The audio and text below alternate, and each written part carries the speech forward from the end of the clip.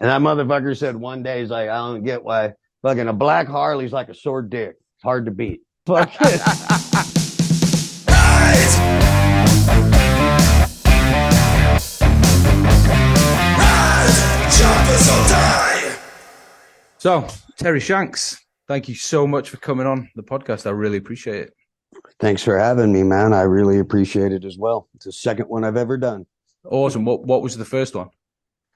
Big Truth podcast. Oh yeah, I seen you posted that. Yeah. Yeah. You should holler at him sometime, man. He's a good he's definitely a good guest as well as podcast host. Yeah, definitely. So, yeah. No, well, definitely.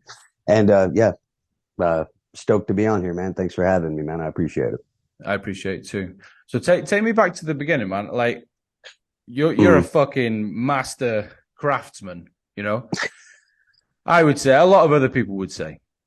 Okay. Take us back to the beginning. How did all that start, man? How did you get into it? Well, with what I do, the I guess knife making and knuckle making. I got into that. Well, long story short, I had done a stint in a treatment center over let's see, damn near over 13 years ago now, or right at 13 years ago. And when I got back home, I kind of was like, well, what the hell did I used to do for a living? You clear out all the cobwebs and it's kind of a reset with life. And I was like, what the hell? So I welded. I was a welder before that. I was a welder's helper, and he taught me how to weld, my buddy Cruzo.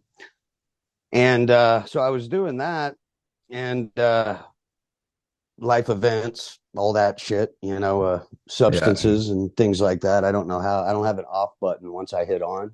Yes, same. So I was on a pretty good run for a good while, and got clean and sober that time. And I came back and I was like, well, what the fuck did I even used to do? I went and got some like bullshit welding jobs, like just MIG welding on assembly lines and shit, whatever I could get. And it was a shitload of hours, a lot of work. And I was really just miserable with it, but I still wanted to make shit. Yeah. And welding was the only avenue or medium I had for any kind of steel creation or fabrication. I didn't know anything about knife making. I'd been interested in it in a long time, but I went and I figured I was gonna just be a welder. But I wanted better paying gigs and less fucking just monotonous assembly line shit. So I went to school to get welding qualifications. I was gonna get and I did. I got my 6G qualification, which is nothing cool like chopper fabrication or anything like that. I can go weld pipe and fucking stack cash, and then do whatever the fuck I want, which is usually nothing constructive. But I back then especially. But so while I was going to school, I decided to I needed a hobby that wasn't, fucking my life up.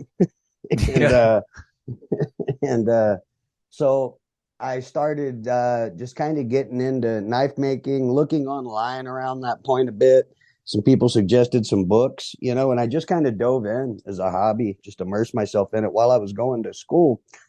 And it was funny, man. I'm probably one of the most qualified welders you'll meet that hasn't touched a welder. And that's hilarious. And I don't know how fucking long, And so I started making knives to pay bills and stuff. While I was going to school, and I'd make something that looked like a knife and then have to figure out why it's not a knife, and it's a piece of shit. It's before reality TV had every fucking thing on, and all I was just about to say that. Like, so when was this? How many years ago was this? This is 2010. Around this time. All right. So before it happened to the tattoo world, and that's what I did before welding. I was a piercer. Okay, and I was a young kid, a fucking poop butt, and I came in and I worked in the tattoo shop, and that's where I got my first exposure to custom culture that they call it now. I just called it what's fucking cool, where I belong. Exactly. And it was a totally different attitude around then. If you had said, I'm not trying to be the guy that gets on the fucking reality TV, fucked everything, but it did. Totally. To me, there's a lot of shit now that's like, dude, you used to have to risk taking a punch in the mouth to learn that or do this or all that. And for me, that was perfect. Yeah, man. You know, that's what I like. That's how I knew I was into something, from music I got into to hobbies to whatever. It was like an element of danger, and it didn't even faze me, because if this can scare you off, then you probably don't belong. Exactly. And nothing wrong with that. I'm not trying to, do any Man, tough guy I'm with you. bullshit, I'm but with you. I love that, because it filtered out a lot of the fucking whatever, and it was supposed to be dangerous, raw, and all of that. And that was one of the attractive points to me. So anyway, that was my exposure to, I worked with, I apprenticed piercing at a place called Paradise Tattoo and Skin and Bones Piercing in there. And Paradise Tattoo was owned by Richard Stell. Yeah, man. R.I.P. And rest in peace, man, that guy. But him and the guys that tattooed in there, I'm not going to go on a name drop fest, but I say his name basically because that was an era of artist, tattooer, fucking 1%er, fucking, you know what I mean? Like down the fucking line. That was like my first exposure to, like, that's conduct, and it's different. You know what I mean? And this is, if you don't conduct yourself in this manner, there are consequences. Yeah. But if you do, you learn a fucking thing or two, and it didn't used to be just a fucking, there's the apple tub, stick your head in, get an apple, you belong. And I get, that's great nowadays. I'm not trying to sound like that bitter fuck, that's it's so easy to go down that. I really fucking hate it. Like I'm cool. The first tattoo shop that I worked in, man, it was brutal. We were fist fighting in the shop. We were fucking girls on the tattoo beds after hours. It was fucking crazy. And now, fuck, man. I've had to go private. I've had to go totally private because I can't deal with the way it is now. Do you know what I mean? My bikes are in the shop. I can't. So I'm with you. I'm fucking. Yeah. You don't got to keep the cucumber water stocked in the lobby and everything. Like I haven't even, like, I go to friends' shops still, shops that I've gone to in a while, and I'll hang out and all that. And the vibes are still there. Those, that energy that I remember. One of the first things I noticed about a tattoo shop, I used to go, Randy Adams Tattoo is right around the corner from me. All right. Yeah. And these guys, when I was growing up, I'd skateboard up there, and they had like these fucking bitch and fucking skull and crossbone stickers, at that age, a Randy Adams tattoo. But these dudes were like fucking yoked up biker, fucking fuck around, dude. You know what I mean? And I went in there. I would go up there and skateboard up there and like crack the fucking door, and there was like a little glass merch counter, and I would like get one of those stickers and get the fuck out of there.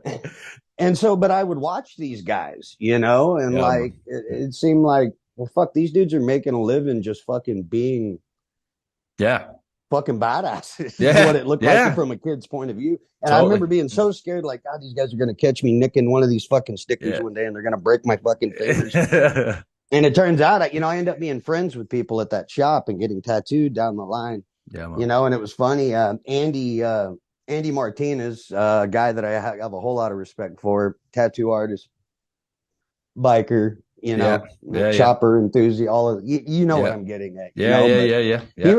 He was one of the first fucking like straight outlaw motherfuckers I ever saw, like covered in fucking tattoos. It turns out, like, he used to watch the security cameras and laugh when I was a kid. And later we become friends, and he's like, I remember your little ass, and they never fuck with me. But what I was getting at on that end, I guess, so knife making. So there wasn't forged with fuckheads or any of that shit, and all that. When that happened, it was funny because it was like going away from all that had already happened to tattooing. And all I could think of from what I saw and the people I was around, the whole thing, and not trying to be judgmental or whatever, whatever your thing is, but it was all like it used to be like a saying, like, I'll give you a lift to the next block, but you got to earn the keys to the kingdom.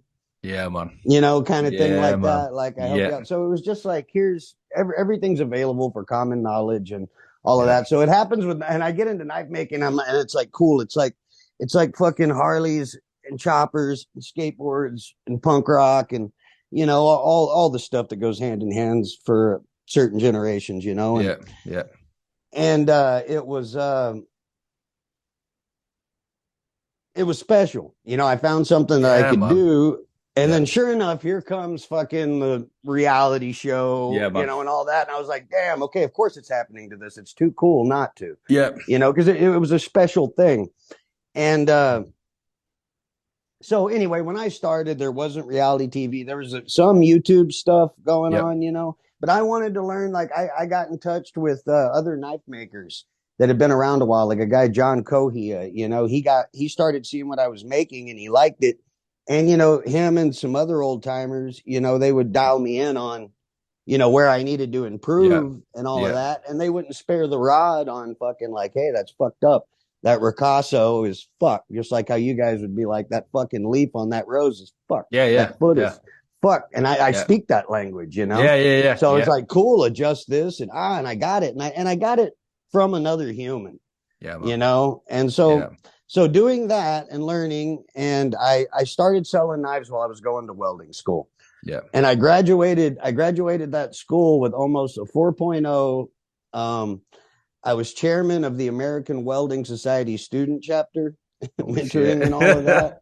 Yeah. And but the knife making through my time in school had picked up and gained interest, that it was like, well, this might be worth a shot. Yeah. At doing this for a living. And so when I got out, I went and got one pipe job for a minute, an in-house job, before looking at field jobs. I went and spent they had me do one 6G weld on a piece of pipe or whatever. And I got about, I don't know, a little over halfway done with it. And I was sitting there and it's hot, sweaty, and people around me are just not my people, and all of that. Man. And I was just thinking, man, they could stack all the money in the world and this is still just miserable. I left. So I just fucking walked off that fucking job, came home and talked with my wife at the time, about what I was going to do. And I went for it. Yeah, man. And what happened was it worked and I didn't expect it to. And that was a big fucking problem. Because it was like, I tell you this, man, I say this with as little ego as possible, because we all know that shit kills you. But, I make a quality product. I say that with confidence, not arrogance, I know absolutely dick about running a legitimate business. Yeah. You know what I mean? So as it comes to doing that, it took off so quick that it was like, I never even got to set up. I started with a fucking barbecue grill, a brake drum, a pipe, and a hair dryer. I just know I needed a heat source, and it's progressed since there. So the knife work, I mean, it's all the same recipe, like to do a traditional tattoo or something. And not to speak like I'm not a tattooer. I just understand it from fucking being around it.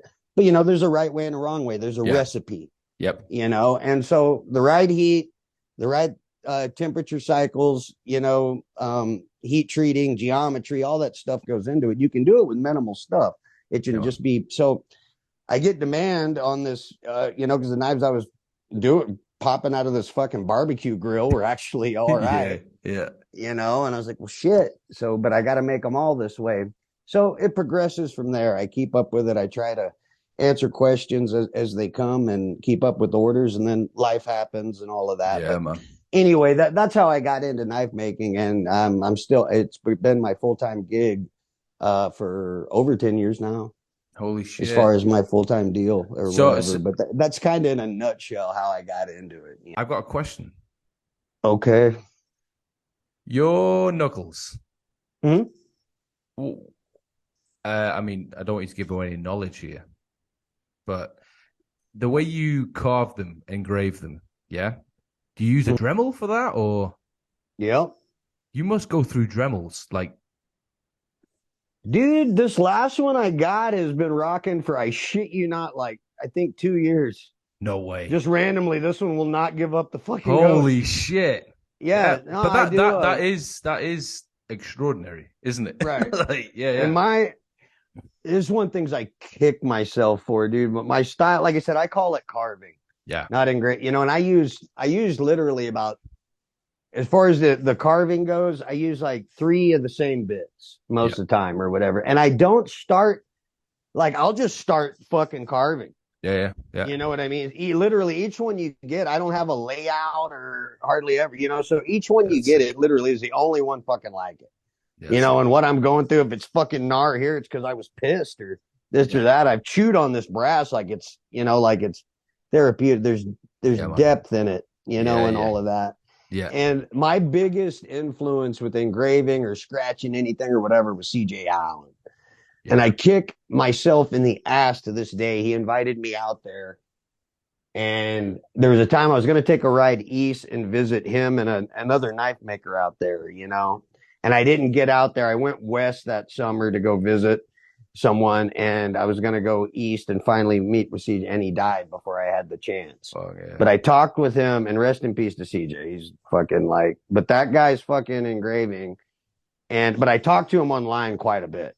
Yeah. We knew each other, we had we had a rapport or whatever, but I kicked myself for not going and actually learning, but I'm highly influenced by that guy's style because it's cool.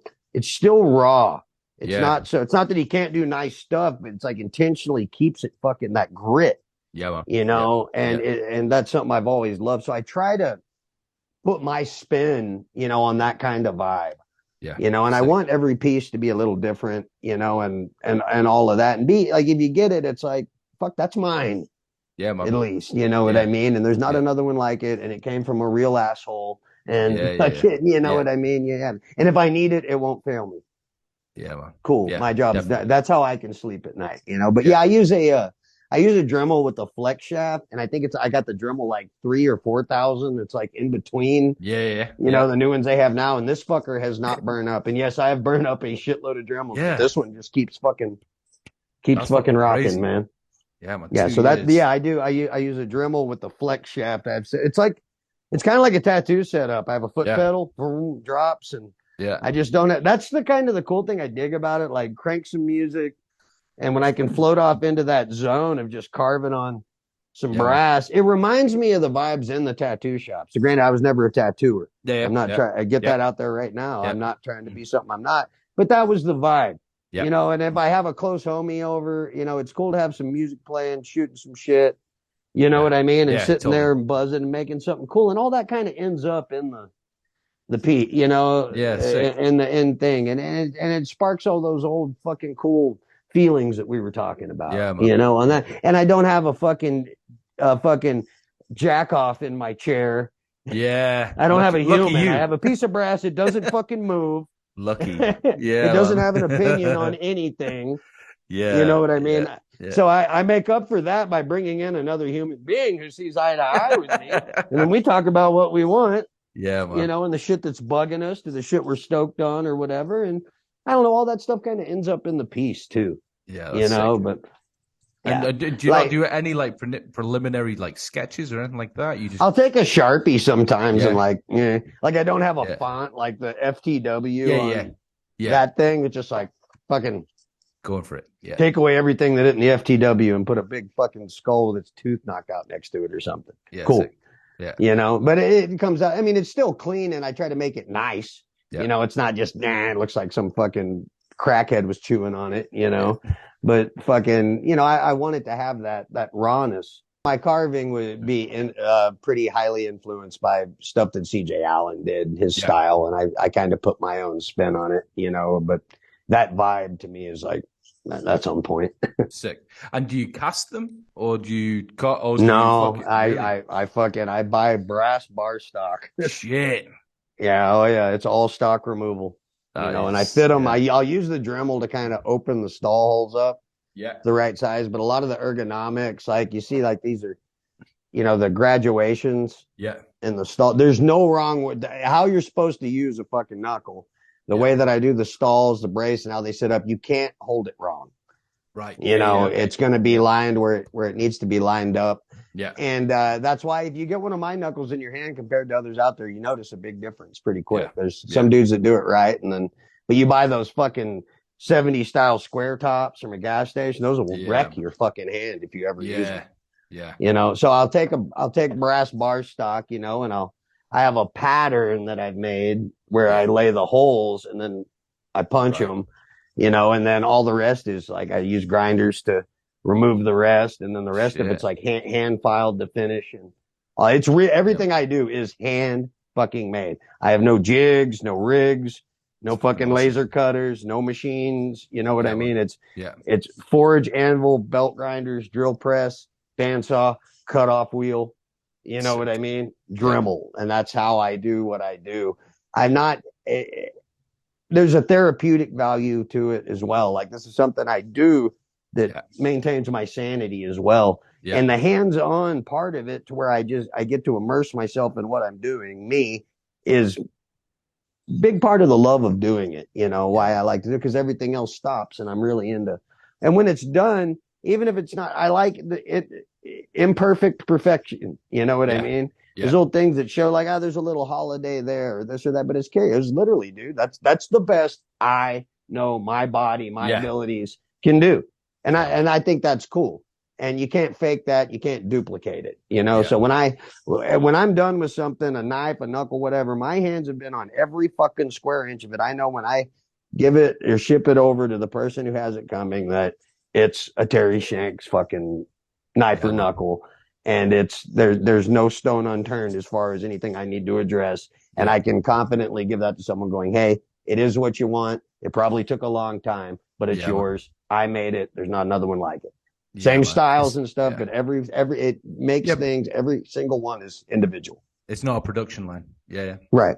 Yeah. And that like we were talking about with welding, that the quickest way for me to get in like suicidal mode is monotony. Yeah, man.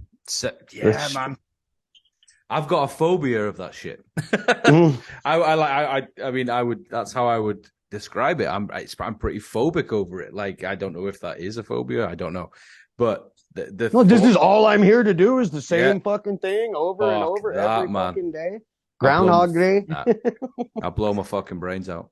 Exactly. Man, I worked, one of the things that got me, like I said, going to welding school is I worked for a company that was a subsidiary of General Motors that I welded exhaust for them, man. And I'd clock in it was a third shift deal at 5 p.m. and sometimes I wouldn't get off till 4 or 5 in the fucking morning, sometimes 6. And on my station, literally, I'd take an exhaust. It was like on a rack. They'd roll in. And at the start of my station, I'd take a fucking piece of exhaust pipe. I'd put it in a fixture. There's all these brackets and bends. I'd put them in the fixture you hit and it locks them in. Drop my fucking hood. And I had to do 5 fucking welds in under 60 seconds. Break it loose, hand it to the guy here. Yeah. And that's fucking 8 to 13 to 14 hour shifts doing that with 2 fucking 15-minute breaks and 1 30-minute lunch. It doesn't matter how much you get paid for that shit. It was hell. Yeah. It was absolute fucking hell, man. And I just couldn't fucking do it, like it was like, I was grateful for the job at the time, but it was like, I mean, literally, I wasn't seeing hardly any sunlight. I was doing the same thing over and over again. The coworkers, I had nothing fucking in common with. Yeah, man. You know what I mean? Yeah. So it was just like this big warehouse assembly line fucking rerun. Yeah.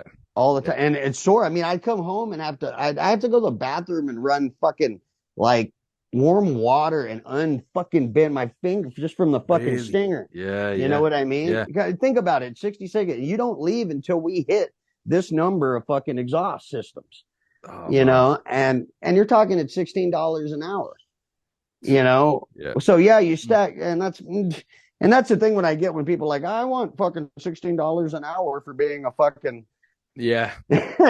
a cashier at this and that. I'm like, holy fuck, man. Yeah, man. Yeah. How that stuff goes. But that was one job. And I worked for Iron Horse Motorcycles for a while. And I worked in the paint department doing layout. Maybe that's another reason I don't like nice paint too.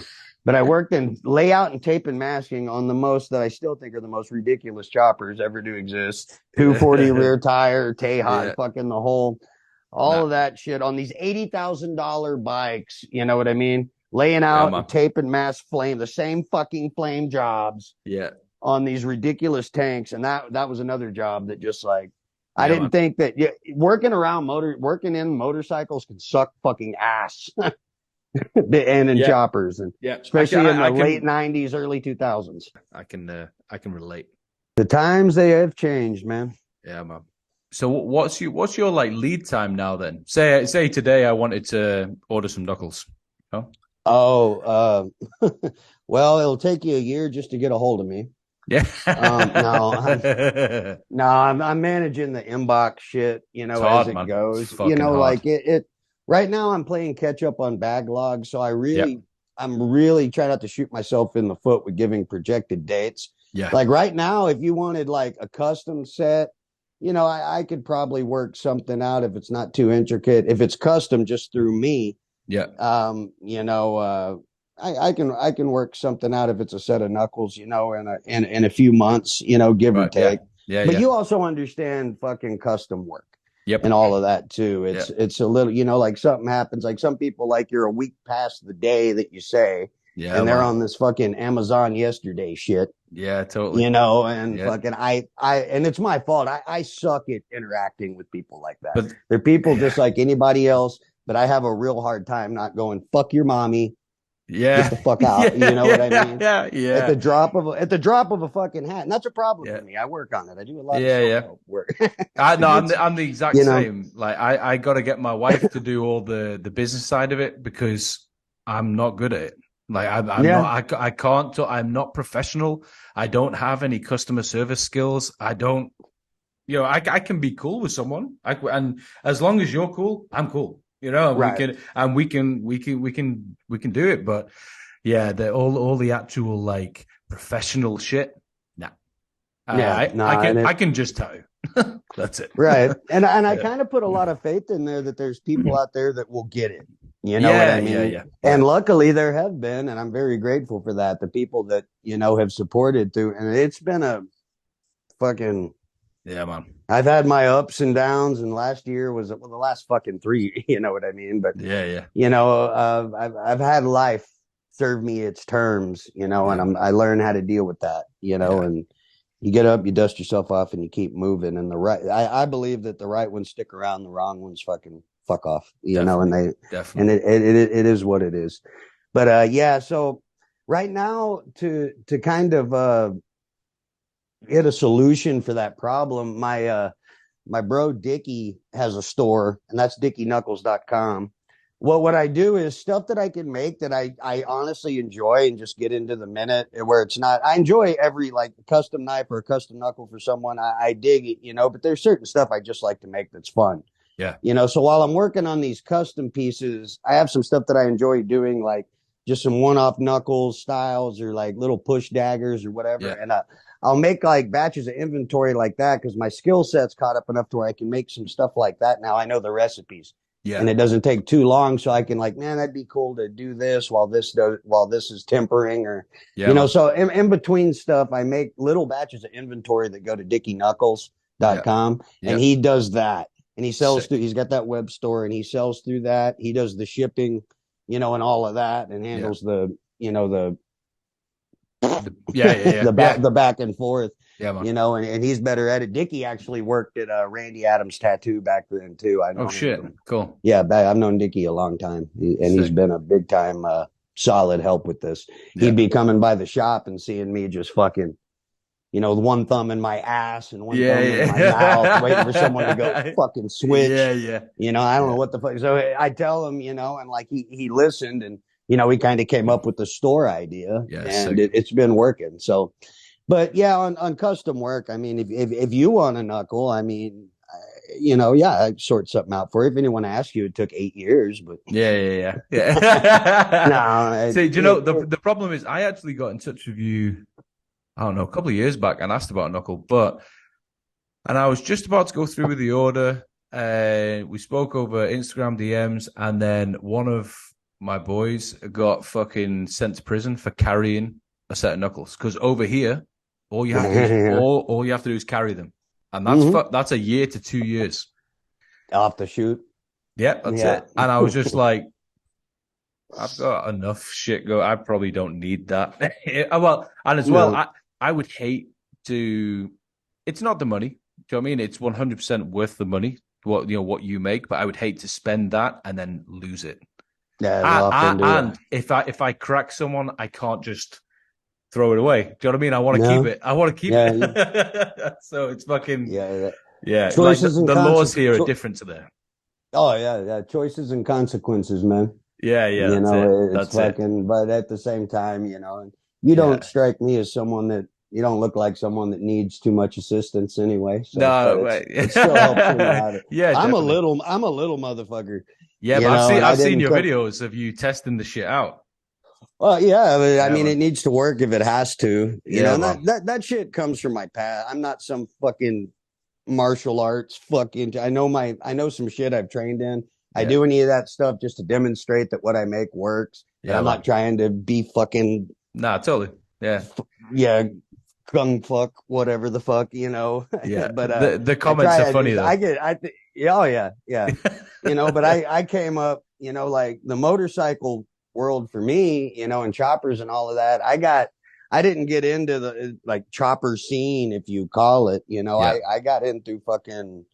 I when I first reached out to like putting my knives out in like the chopper world, Yeah. there's one dude that I got to know him or whatever, and this is Zach from Heavy.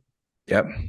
Zach Doom, you know, and I was talking to him because he had obviously been out in that world, you know, kind of thing. Yeah. And it was like, I didn't even really like this whole fucking like real chopper thing was like, it was pretty damn big. Yeah. But where I was coming from at that point is actually I was in a MC or prospecting at that time at one point. Yeah. You know, and I'm not going to get too much into that, but life shit, you know what I mean? And Zach also comes from all of that. So it's kind of like, dude, where do I go in all this, you know, kind of thing. So I listened to Zach, and I'm grateful that I did. He helped me out big time with my start. You know, I'll always be loyal to Heavy and Zach for sure on that. But he pointed out, you know, like really like how big it was at the time. Yeah. You know, and I had no bearings about any kind of like the outlook on it as far as like a big all accepting community. Yeah. You know, kind of thing. Yeah. And I realized real quick that just some dude, like, fuck, man, you walk up on a fucking tough ass shovelhead, you know, that's right. And you're like, fuck, dude, the only person I've seen ride a shovel like that's fucking, you know, fucking hammer. Totally. Yeah. All of that, you know, and then you see who owns it. And I'm not talking shit, you know, but it's the exact opposite of who you expect to walk up to that fucking bike. And I was like, man, this shit's gotten like way fucking out there, you know. But the chopper world, and I still say biker, man. That's the shit that influenced me. The fucking like that raw shit. We don't live inside your society. If it offends you, good, no matter what it is. You know what I mean? No matter what the fuck it is, from symbols to whatever. It's not about some hard stand on anything. It's about if it makes you go wah, then it's fucking awesome. Exactly. You know, and people will never get that. No, like certain people will never get that. They're not supposed to. Nah, exactly. You know, and that's the thing. And they're the same kind of people like ride your fucking bitch and knucklehead that your daddy bought you over here. And the world that I come from, you won't even keep that bike, dude. Nah. You know, that kind of shit. You know what I mean? Exactly. Like, homie over there that doesn't even know what Instagram is will slap you off that shit and flip that fucking, you know, like that dude. And I'm not saying that's right. I'm just saying that's how it is. Yeah.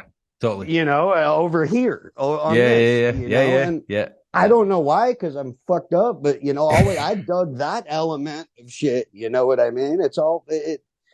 I think I think it's because for me personally, I've always dug that because, and I've always affiliated myself with people like this, and because you always know where you are. Yep. Do you know what I mean? Like these fucking. I was going to say something horrible then, but these other people on the other side, I'll do. They don't know that, you know, if you say that shit behind his back, he will fucking slap you. If he hears what you're saying, you can't, you know, it's not schoolyard shit. And that's why I've always affiliated myself with people like this, because you know where you are. They say what they mean what they say. And so do I.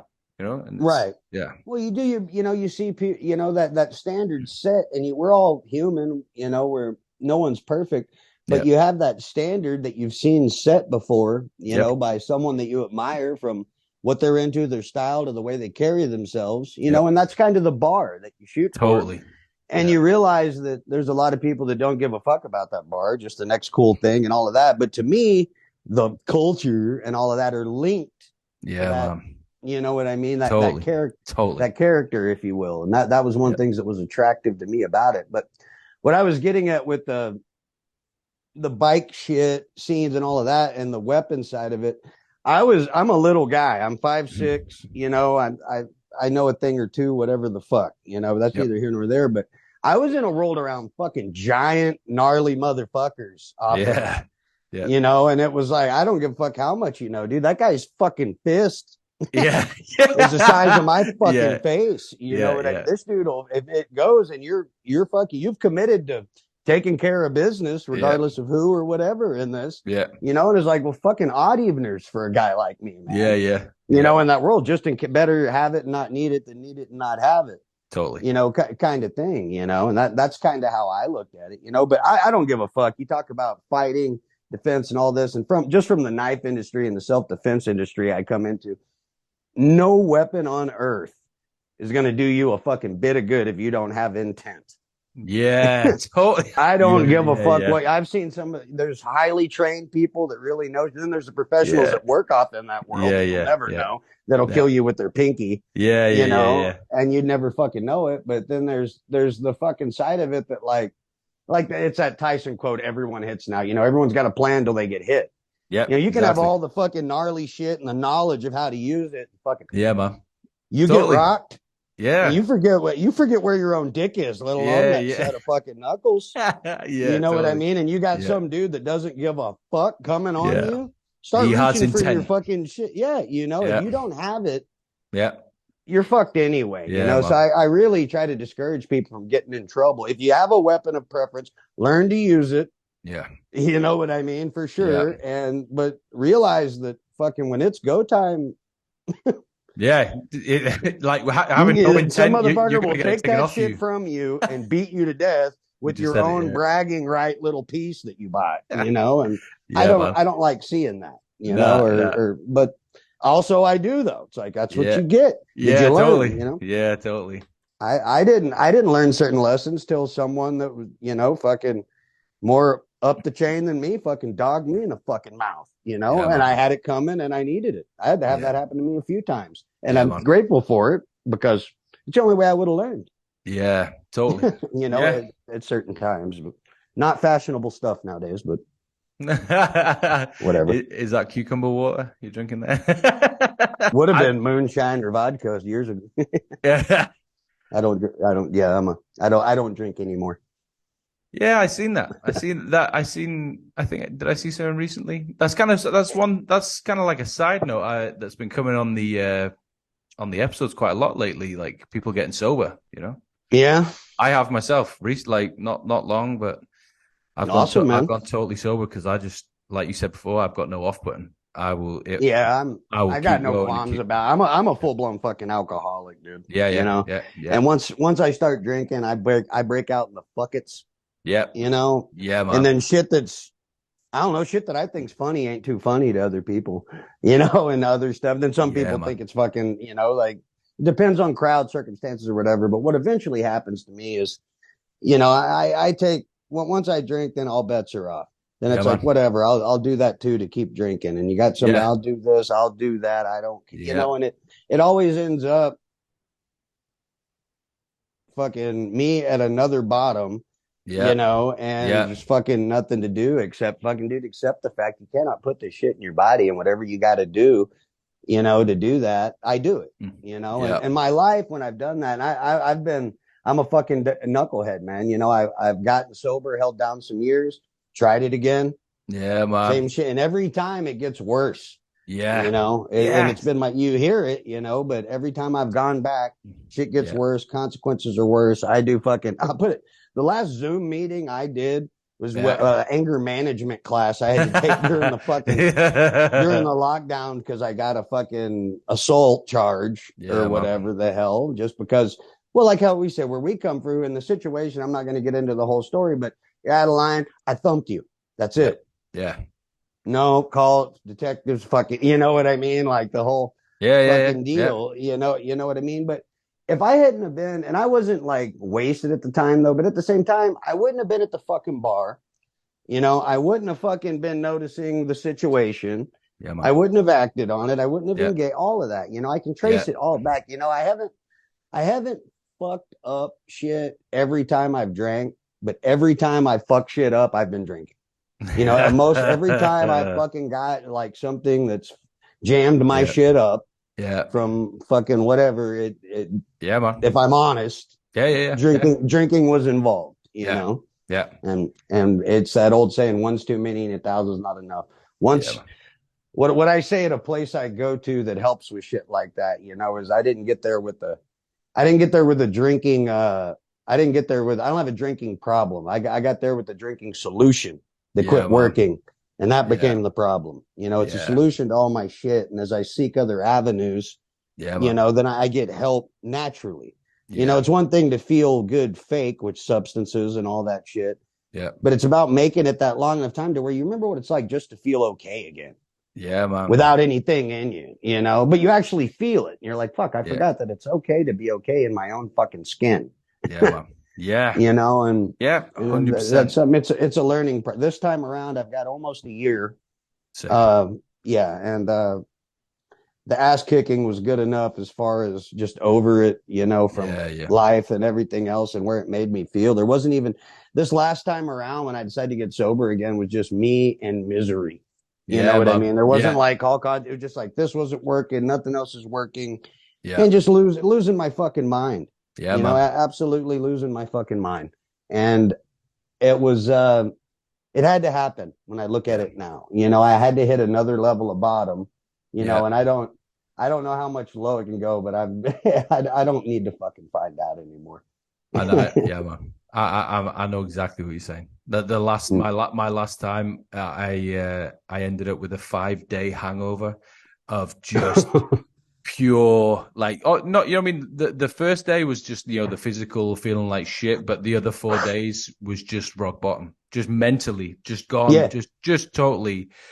And it gave me a sickener. I just realized, right, that's it. I can't do it. I need to put my energy into something else, like for me, a big thing is like maybe, have you ever been through, like, obviously with the knife making and the TV and the way everything's changed, you ever go through like a burnout with it where you kind of like, fuck, this is not what it used to be, or you absolutely, or you feel like you're on a conveyor belt, like you were saying before, like you feel like you're just doing a factory job, but you should love it, but you just, absolutely. I go through that.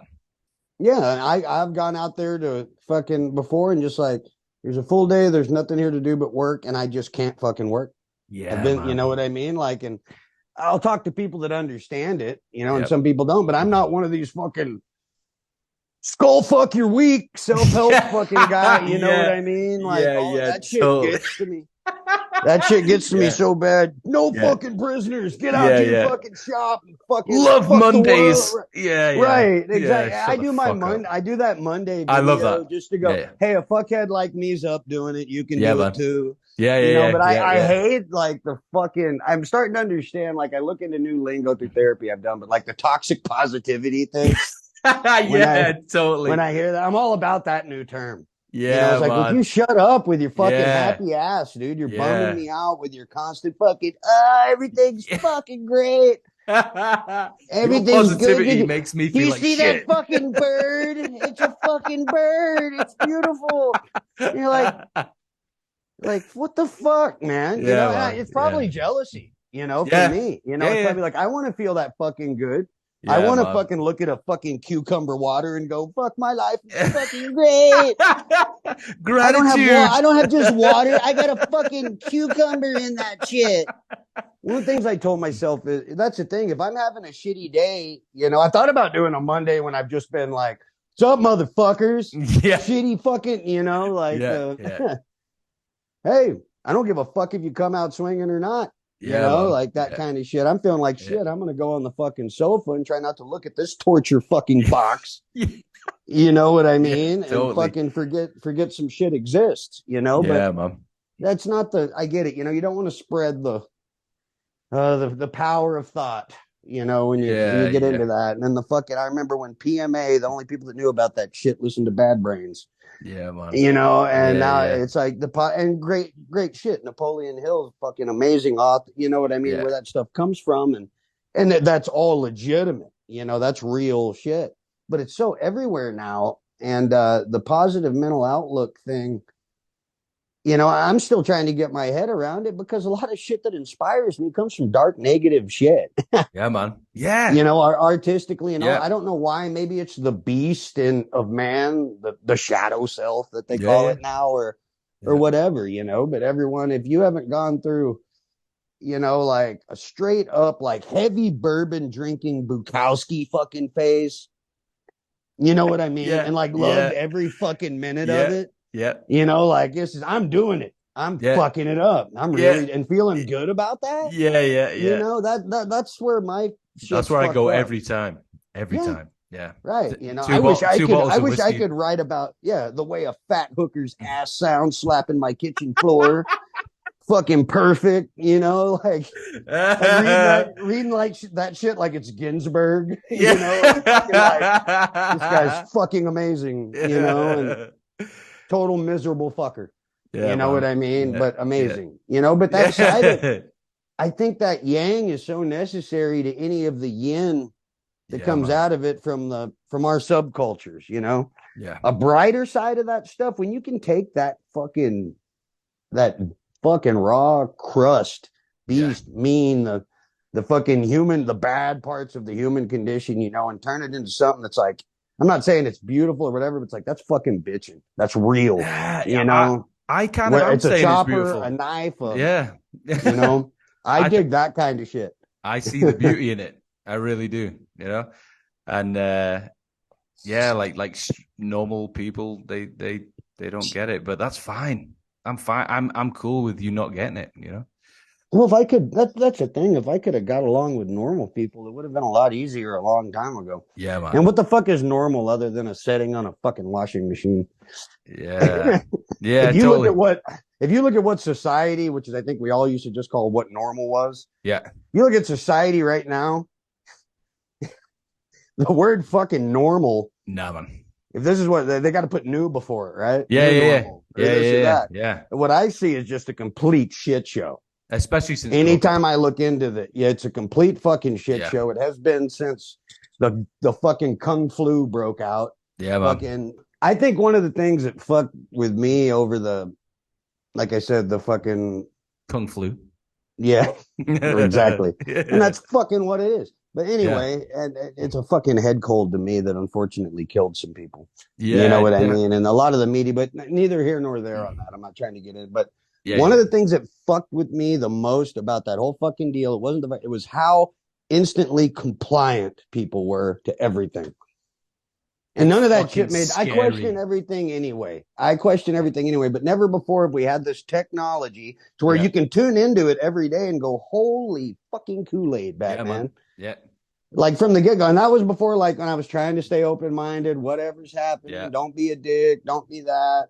Yeah. The old me, the side of me, the beast me, or whatever the fuck is like, this is horse shit out. This is going to be a fucking total shit show from the get-go. And it was. Yeah, man. From the deal. But how quickly people just like, fucking tell me what to do. Yeah, that's the scary bit. I don't know what to do. If you get people, and to me, it's just been a rerun. It's just divide and conquer, the same thing they've been doing forever. It's just weaponized through technology, advanced. Yeah. You know what I mean? Yeah, it's so fucking advanced that all you got, you take for fucking, it's pretty brilliant, when you think about it. You take you set these rules, you get people by one fear that everyone has, their mortality. Yeah.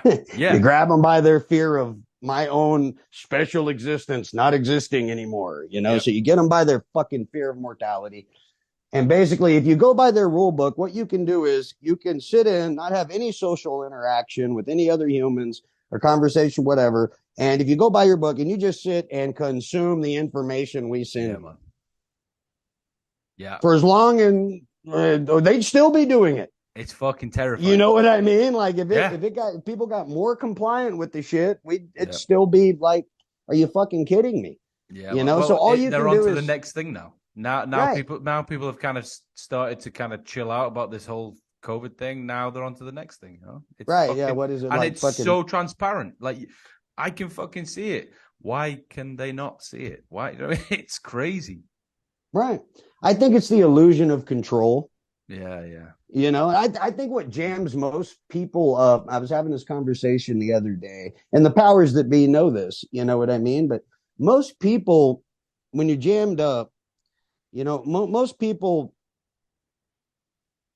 I believe, you know, when you're fucked up and all that, when you're having a lot of problems as far as mental shit goes, it's one or two things.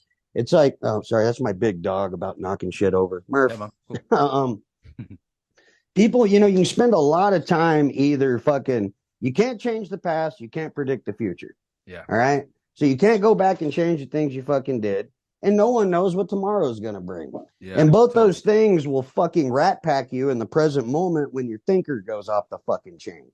Yeah, you know, so you take those two fucking elements alone, as simple as that is, you know, and then you throw this fucking mortality on, you know what I mean? I don't want to die earlier than they're saying, and your only access to information is coming from everyone that wants you to comply, that's going to sell you a fucking cure, that's going to do this. And no one even stops and thinks, you know, like all of a sudden, like, I think I'm getting hustled. Yeah, yeah. But we're the crazy ones. Right. And I think it comes from the background. Yeah. Right. I think from what we were talking about, where we came up in the cultures that we're into, there was always someone to tell you until, you know, an older school person or something like, watch out for hustles, watch out for scams. And in that era, I mean, I believe you and I probably caught the last of the dangerous era of shit, some of that, you know, totally. And it was something you watched out for, you know what I mean? And so any of those little fucking red lights or alerts that were ever placed back then during that shit were like, beep, beep, beep. Like, does not compute. And I don't know. And how a bunch of motherfuckers that are into fucking rock and roll, punk rock, fucking choppers, all this shit, remotely even how anyone got on the plane that the government has your best fucking interest in mind and you should listen to them from any of those fucking things. Yeah, I got some motherfucker wearing a black flag t-shirt telling me triple jab, do what the fucking government tells me to do. Yeah. That to me, that's absolute fucking, like, I don't know how to interact with that, you know, on any kind of fucking level, you know, but it's still just people fucking peopling. Yeah, yeah. You know, and the fucking, what we're talking about, they've been experts at getting people to people their fucking way. Yeah, man. Since they took control of the people. It's older than it's fucking there everything. For you it's there for you to research. These people can fucking just have a look at fucking history. It's crazy. But it's easy to jam them up. They're like, fuck, we have all this access to information, and motherfuckers are like, all right, I'm going down the rabbit hole. Oh, look at that fleshlight. Yeah. You know? Yeah. It's it's a purple one. It's a purple thing I can fuck. What was I looking for again? Yeah, you know, give me another vaccine. Right. Please, okay, so your fifth one didn't work, and the way these people are lying, just shoot some more of your fucking mystery sauce into me, Dr. Fuckle Tits. You know, are you fucking kidding me? Someone called me an anti-vaxxer the other day, and I was like, listen, fuck you. You can't call me that shit. My kids are vaccinated, you know, for like normal shit. Not for this. None of us are vaccinated for this. But for normal shit, you know, they're vaccinated when they're babies. I'm vaccinated when I was a baby, you know. But I'm not gonna put this fucking, like you said, mystery sauce in my fucking 10 seconds old. 10 seconds old in the grand scheme. No, it's fucking crazy. And they say, "Are you not scared?" I'm like, "No, yes, I am scared. I'm scared that so many people are so compliant, and they've just like sucked dick straight away. They haven't even asked, "Have you cleaned it?" They've just put it straight in their mouth, and it's fucking crazy. Man. It's fucking crazy.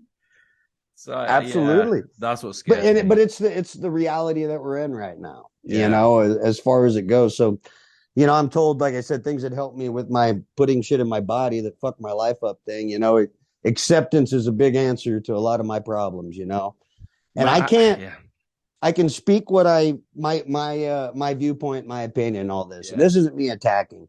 that, Like this is just my fucking opinion, your opinion. totally, And totally. here's my fucking problem with opinions or whatever the fuck is one of the things too from subculture, street culture, biker culture, chopper, whatever the fuck, Yeah, punk rock music, all of that. One of the things my outlook on freedom or my life, yeah, whatever yeah, you yeah. want to say is, look, man, I believe that you have the right to live however the fuck you want to live. You Yes. know what I mean? If you want to fucking blah, blah, blah, this or that, cool.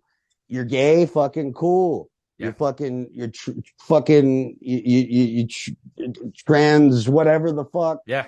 Cool. Yeah. That's your Yep. fucking bag. All right. Totally. That's for you anyway. Why the fuck do you even care what anyone else thinks? Exactly. My problem is you should be able to do whatever you want as long as it doesn't infringe on me. Yes. Doesn't fall into I have the right to tell you, if you fly your drone over my backyard, I'm going to shoot it. Yeah.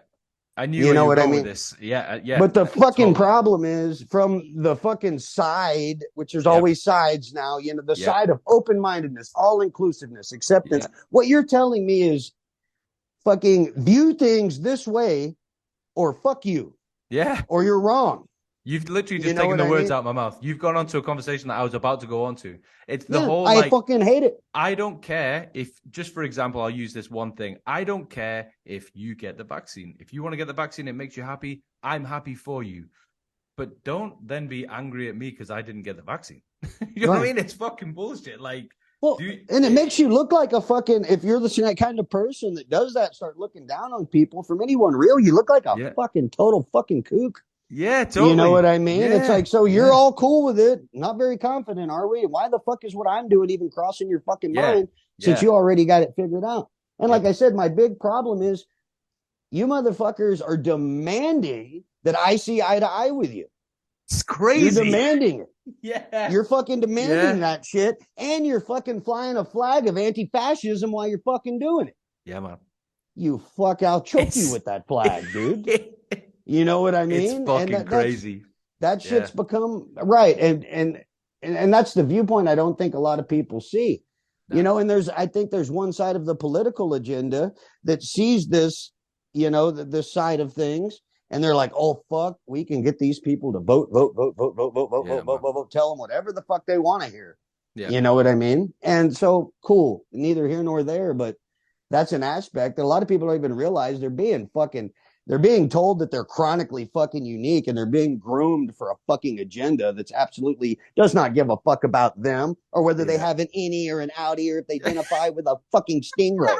Yeah, you don't give a fuck. As long as I get your vote, your money, and all that shit, you kooks can keep fucking stirring it up and keeping people at each other's throat from both sides. And there's some cousin fucking dipshit on the other side of things that equally makes me taste farts in my mouth when they speak. You know what I mean? On that. Yeah, but these are they're only given the total fucking batshit fucking idiots, you know what I mean? Airtime. That's what they're showing you. Yeah. You know what I mean? Yeah, totally.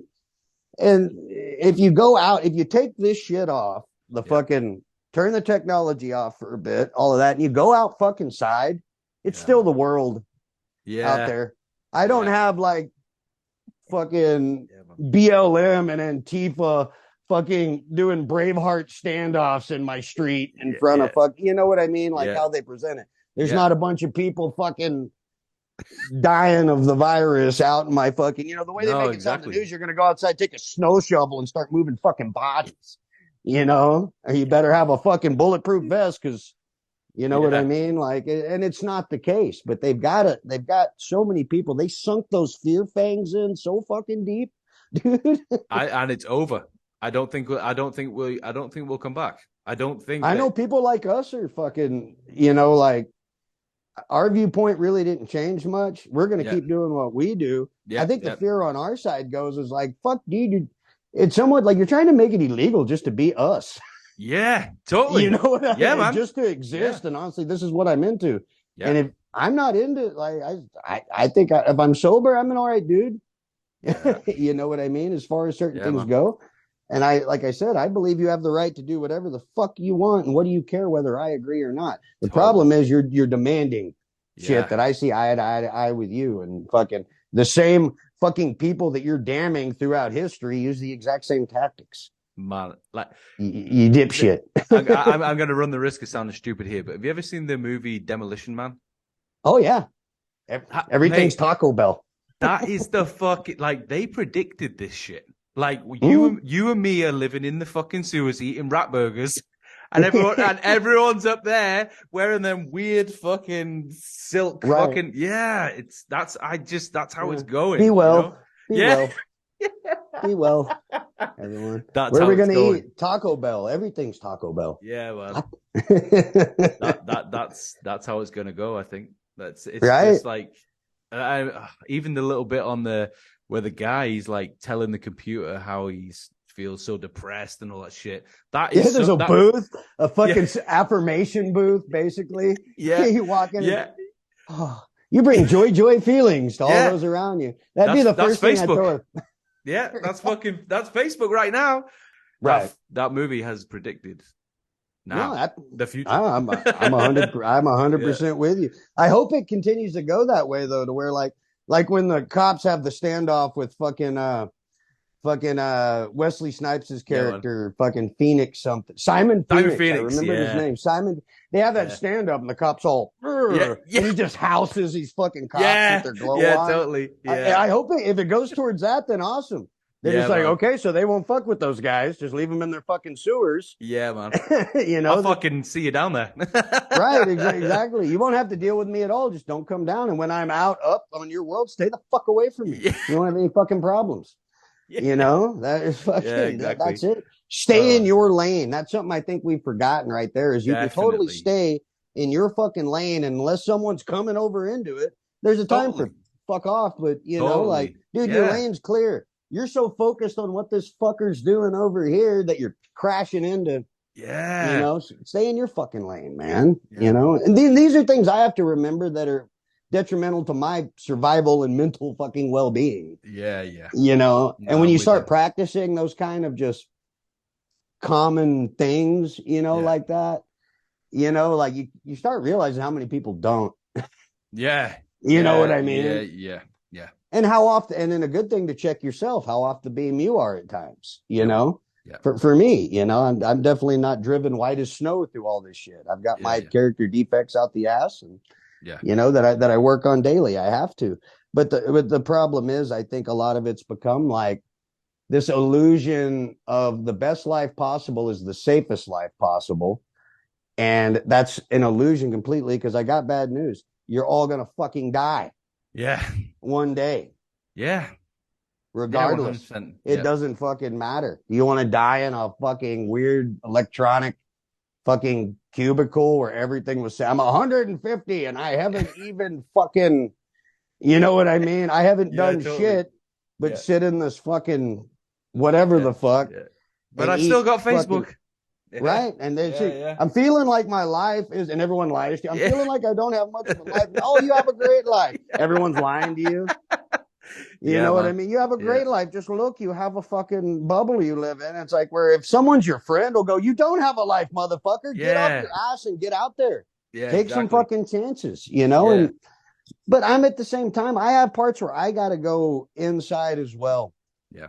You know what I mean? To where I have to isolate, to where all the stuff I believe that you have to face as a person, as far as your real demons, your battles and all that. You can have people that have fought the same battles with themselves for guidance that you should talk to for sure, that can help. But that's a fight you do alone in solitude. Yeah, man. Yeah. And that's something that's definitely lost now. Just, I don't know how to say it without upsetting people. Who cares?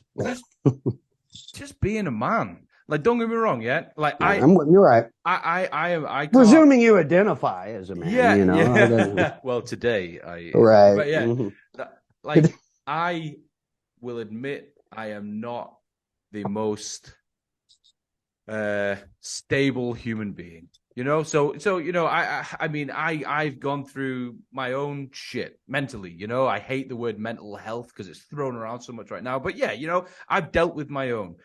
But I mean, so I'm not saying that, you know, it's not real or whatever. But man, just what happened to being a man, and just how are we turning into women? How are we, you know, this like putting it all out there for everybody to see? And Well, that's just the thing. Like, you're expected to fucking like understand, but you don't. I don't identify with this. You know, and since the yeah, word identify fucking is so yeah, popular now, yeah, I don't identify with what it feels like. I know what it's like to be uncomfortable in my own skin, you yeah, know, and not yeah, fucking happy with who I am and things that need to change. And I know what it's like to run away from that as yep, hard as I fucking can, yeah, you yeah, know. yeah, But that's it. I don't assume, you know, if you are in that situation where you're, you know, you really feel that you're a woman in a man's body yeah. and all of that. I don't know what that fucking feels like. Yeah, totally. Yeah, You yeah, know what I mean? So I don't assume that I fucking understand you. yeah, Like I said, my problem comes when, and if that's your bag, that's your fucking bag. yeah, exactly. Yeah, That's your yeah, yeah, bag. The problem that I think a lot of that community is bringing on themselves is like what we talked about earlier. yeah, You man. know, they're wanting to, like you said, erase just what we used to call just a male. Yeah, You yeah, know what I totally. mean? Yeah, What we consider an actual male, a man, yeah, and just make that something that's like, well, you can be that if you want, but why would you want to be when you can be a unicorn and a fucking yeah, yeah. this or that and Tell. all? You can be this lie that they're telling people in an impressionable group that you can be whatever you want. Yeah, yeah, I mean, there's truth to that. Chase your dreams, all of that shit. But if you don't find some level of acceptance, you yeah, know, man. Yeah, and I think there's not, who am I to say? I'm not saying they're wrong, right, or whatever, but I think there's other avenues. They're going right for at a young age. You know what I mean? Right yeah. for the fucking cut the weenie off, put the pills in them. You know what I mean? It's It's like, fucking hey, well, do crazy. you ever think of checking a fucking psychiatrist and a fucking non biased one? Yeah, You yeah, know what I yeah, mean? And yeah, see if some of this, because I know there was shit that I used to think was the gospel truth yeah, through some professional help and all of that. It's like, fuck, that's where that comes from. yeah, yeah, yeah, You yeah. know what I mean? Now, Yeah, I'm not saying it's on the level that, you know, or on the side that where yeah, that I've is. never dealt with that shit, but Right. Well, so yeah, when you're dealing with that, though, to me, that starts in the mind. That's a mental issue. Of like, dude, I obviously got a big fucking, you know, or fucking, I was going to say big cock and balls, but I got a big fucking, you know, you got a fucking, like I said, a fucking penis and a set of fucking testicles, but you feel like you're a fucking female, yeah, man. you know? Okay. You know, so you Yeah, cannot accept that this is biologically your fucking situation. yeah, Okay. So there's a big lack of acceptance in that. And I don't know what's going on inside you. So obviously, but this centers in the mind. yeah, You know what I yeah, mean? This yeah, whole where a lot of the stuff comes from, you know, yeah, it centers in our fucking mind. And so I just think the avenue of going to therapists that yeah, aren't on the same, damn it, Murph, yeah, totally. that Yeah, on the yeah, same fucking agenda that are trying to fucking yeah, sell this shit and go, hey man, you might just be, if you're fuck whatever happened, just being gay or yeah, this man. or that, you know what I Yeah, mean? You're gay, cool. yeah, You know what I totally. mean? So Yeah. I don't get, you know, on that end, if you're a male attracted to males, I don't get, well, like I said, well, you're not though. Inside, you're a fucking. They don't get how this is confusing. You I know what think I mean? And I think the another person that needs to see the fucking therapist is the fucking parent that's pushing this or allowing. You right, know, I've got 3 kids. If any of them come to me and they're gay, cool. I don't give a fuck. When you take right, when you take your friends upstairs, leave the bedroom door open. You know, that's I don't care. You know, that's it. right. If one of them Fucking old wants, school. if one of them wants to change sex, okay, cool. We'll talk again when you're 21. There we. If you really want to fucking do this, that's fine. I'm not gonna fucking damn you and fuck it, whatever. But we'll talk when you're 21. We'll see if you still feel that way, and Absolutely. then we'll start taking the steps. But the people that are like, you're 11 years old and you want to be a girl, yeah, man, fucking right. Let's Yeah, cut it right off. now. They both need therapy. Yeah, Man, absolutely. maybe the child actually doesn't even need therapy. He's just following a stupid trend with his friends. But now the parents like, yeah, let's do this. Right. This will make us cool in Oh 2023. yeah. Well, they're getting the same dopamine off the Instagram. Look how brave my trans son is. Totally. You know what I mean? Totally. And then fucking. Yeah, but then you go 5 years later and like, fuck, I cut my dick off and I feel totally different now. My brave trans son ate a fucking bullet. Yeah, yeah, man. You know what I you're mean? seeing that a And then, lot. You're seeing that a lot. People, regretting the change. well, yeah, well, you're fucking with nature. I don't know Yeah, if that's it fucking is or true. whatever, Yeah, but yeah, yeah, yeah, biologically, you're yeah, fucking with yeah, something that's more powerful than you, whether you yeah, like to man. admit it or not, that gave you Totally. your situation. You cannot accept it. Whatever is eating you up, as Yeah, far as this goes, to where you're something else, you have to pursue that. yeah, And okay, now, as you said, that's one thing, 21 and up, yeah, but I remember at age like, at some of the ages doing this, I still thought Superman was fucking real. yeah, man. Or that was an option. I'll be a superhero when I grow up, or Man. fucking this or that. Okay, tattooing. You Yeah, got to be yeah, 18 to get a fucking tattoo because it's a permanent fucking decision. yep, Or it was. Now you get lasered and all that. I yeah, don't even trust. I yeah, don't trust anyone that doesn't have a shitty tattoo nowadays. yeah. If you don't Exactly. have a fucking shitty fucking tattoo, then I don't even consider you tattooed. Yeah, But man. I'm I'm, full of them. I'm kidding, but I'm not. I know No, you no, know what I'm totally. getting I at. start get yeah. Yeah, totally. And you need 100%. to go get you some Cherry Creek bullshit. Yep. And you're fucking, you know what I Yeah. mean? And Yeah. fucking have the fucking apprentice do it and fucking, Yeah. I you literally know, have that on this arm. yeah. Yeah, yeah. Yeah, Fuck totally. yeah, dude. Yeah. Some of my favorite tattoos are the shittiest ones Yeah. that I have, just because of the story that came with them. Yeah, But man. what were we going on about? Shit. Okay, yeah. So you got to be 18 to fucking get a tattoo. Yeah. Just because it's a permanent fucking thing. Yeah. But it's okay at fucking early teens to completely change your biological hormonal situation with surgeries. Put some fucking weird tits on. Have you seen the YouTube videos of these fucking people that are like panicking because their fake fucking hoo-ha's closing on them? Really? Holy Yeah, I had the shit. surgery. And it's funny. They'll be like, I guess I'm supposed to feel sad about it, but I don't. I think, Oh, yeah. it's like, because they'll be like, you watch this.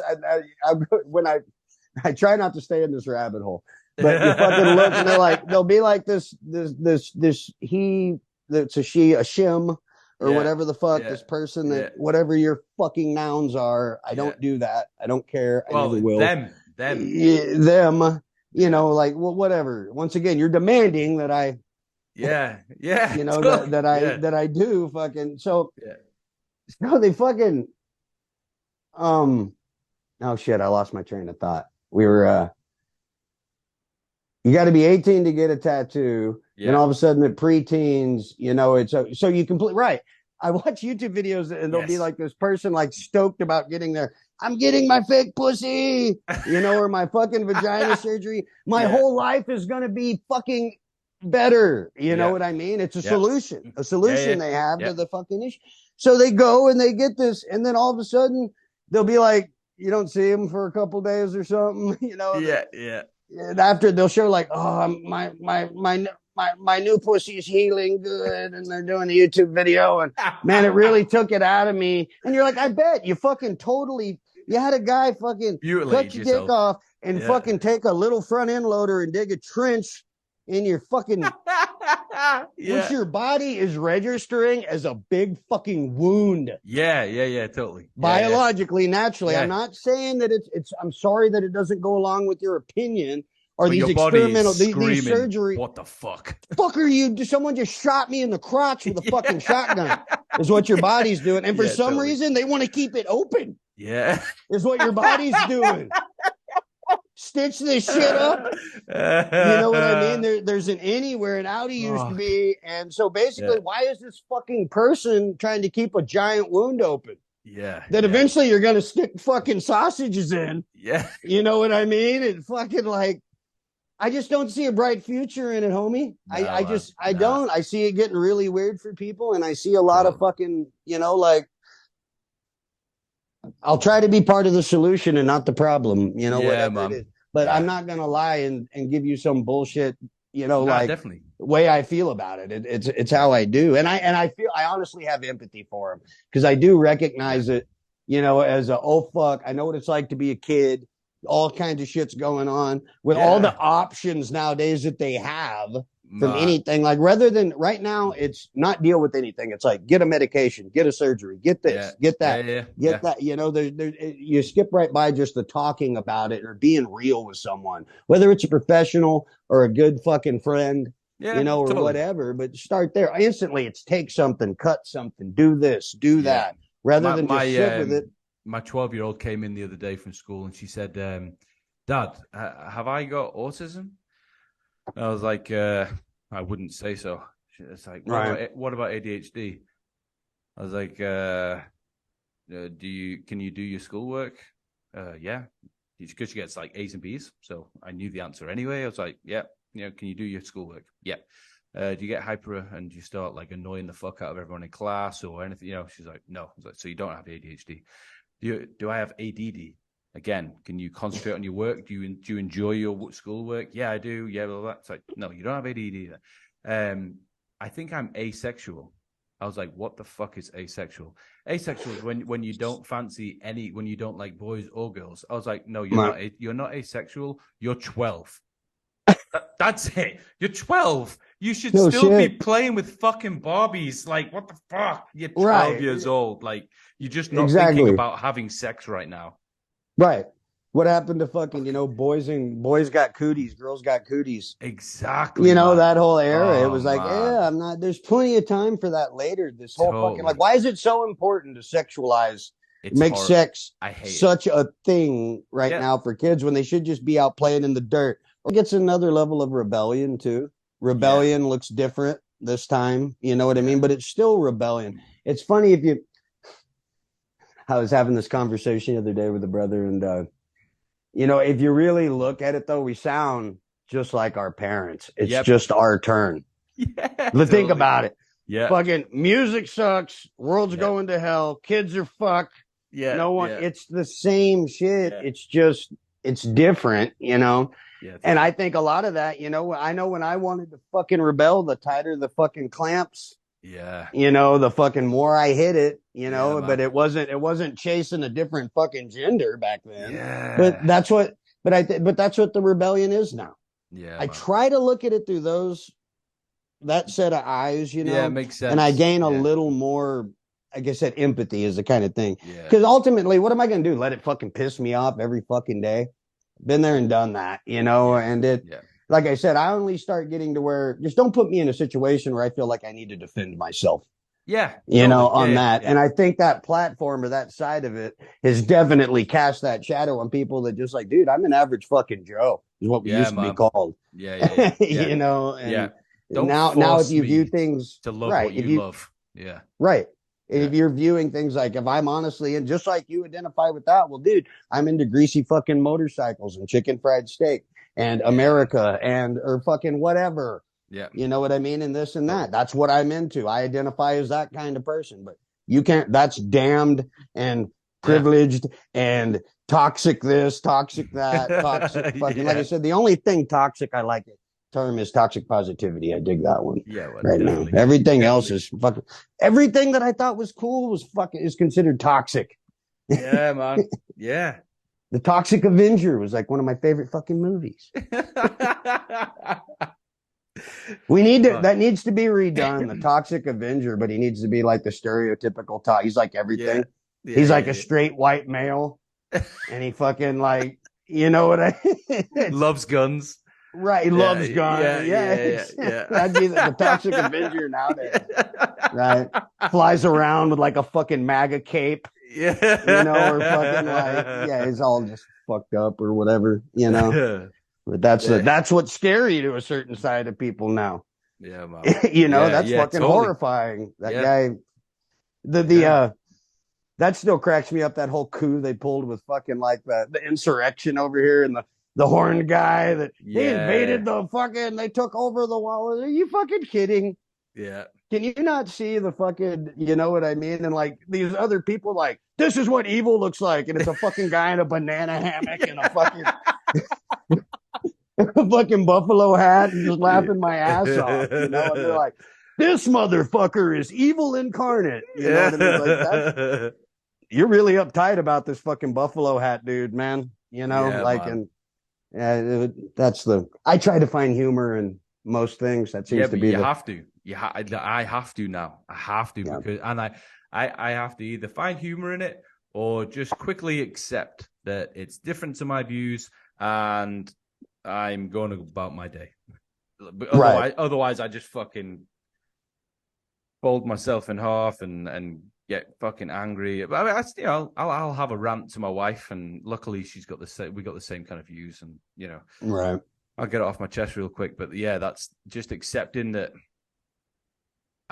there's nothing I can do about it. Being angry, ranting, doing anything, it just doesn't serve me in any way apart from, I don't know, the It's taking fucking up space in your head, man. the powers that be that I feel want that. They want you to fucking That's lose your fucking mind over the shit you don't understand.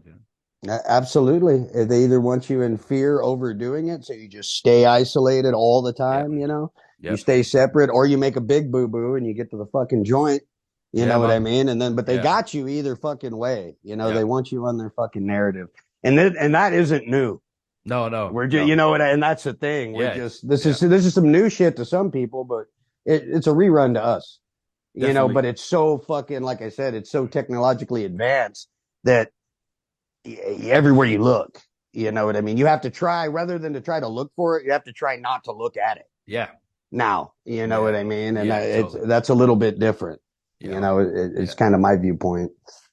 Yeah. Thank God for fucking art and choppers Yeah, man. and Yeah. people that are into that, you know what I Yeah. mean? Like really Definitely. into it. Not once have I been doing something around that realm and the shit that we've been talking about comes up in a fucking level that just bums shit out. Yeah. It doesn't Yeah. come up around Yeah. fucking, Well, but it needs, I think there's a lot of people, though, it needs to be talked about Yeah. from every, Totally. I didn't get into it on, when I was on with Truth, we just talked about whatever.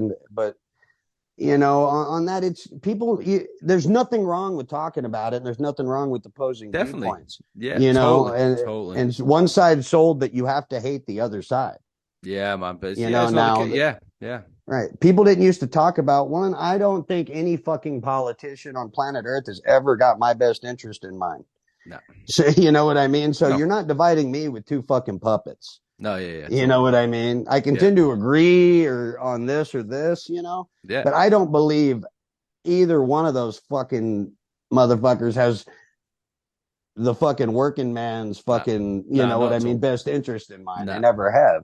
So I don't think fucking the shit show we have puppeteering the country right now Yeah. is a fucking, and I don't think fucking, Cheeto Man's gonna sweep in and fucking save everybody from, whatever either. I do think there's lesser evils in certain shit and all of that, but I don't think either any fucking politician ever though is somebody that's like that guy's got my best interest in mind. I've never felt that way ever. No. And like we've been saying about this like divide, like people really need to just accept that we have different views, like just because we're saying what we've said and that's on this podcast, it doesn't like just because I don't understand what you're doing doesn't mean I'm not going to help you if you're on fire. Right. Like it's fucking, right. I just don't get it. So stop trying to make me, that's right. And that's the thing. You're pushing people to a point to where it's like, fuck, that guy's on fire. And then you put him out and then how dare you assume that I wanted to be put out? Yeah, exactly. Yeah, totally. And then you shoot the fucker. And then you go to prison. I tried to make it right. He wanted to burn it. I don't fucking know how to fucking, like. So you reset him on fire? I mean. Right, exactly. Oh, my bad. Molotov fucking cocktail, dude. Fucking later. But that's, like I said, that's kind of the insanity of the options in a nutshell. Yeah. Totally. It's funny. Like I heard this. So I've stolen this before anybody gets fucking angry. But I don't know where I heard it. But someone said, "Who would have thought 10 years ago, if I'd have said to you 10 years ago, hey Terry, in 10 years' time, we're going to be arguing over the fact that I'm a boy, but I don't want anybody to call me a boy." You'd have been like, "What the fuck are you talking about?" You know, Right? Oh how yeah, could I would you have know been. what I mean? Like, I've been like, where the fuck are you on, and where can I get some? yeah, 10 years ago, you know totally, what I totally, mean? Like, totally, what totally. fucking trip or what Yeah, trip are you on, dude? yeah, Fucking, I want to join this trip. What a fucking concept. yeah. Well, And they as a get concept, it's like, wow, that's pretty totally. fucking far outside. Yeah, yeah, Twilight. It's yeah, fucking yeah, reality now, though. yeah, Like you yeah, man. said, I would have been Yeah, like, yeah, this is. I would have literally looked at that conversation as like, cool, this is a tripped out pipe dream that yeah, we're gonna totally. Yeah, that we're yeah, gonna fucking play with. yeah, You know what I mean? Here, yeah, yeah, literally 10 yeah, years later, holy shit. yeah, yeah. That was it. In 10 years' time, we're gonna be angry if you don't call me the sex that I want to be called. You know, Right. like it's fucking crazy. And they're gonna lock us. They're gonna tell us to stay in our house, and we're gonna. We're actually just gonna listen and stay in our house. You'd be like, "Fuck that, no way!" Right. But we Well, did. dude, this fucking like this choosing to be. This is just how I am. Basically, what you're saying. I am this way. You acknowledge it, or this is what you get.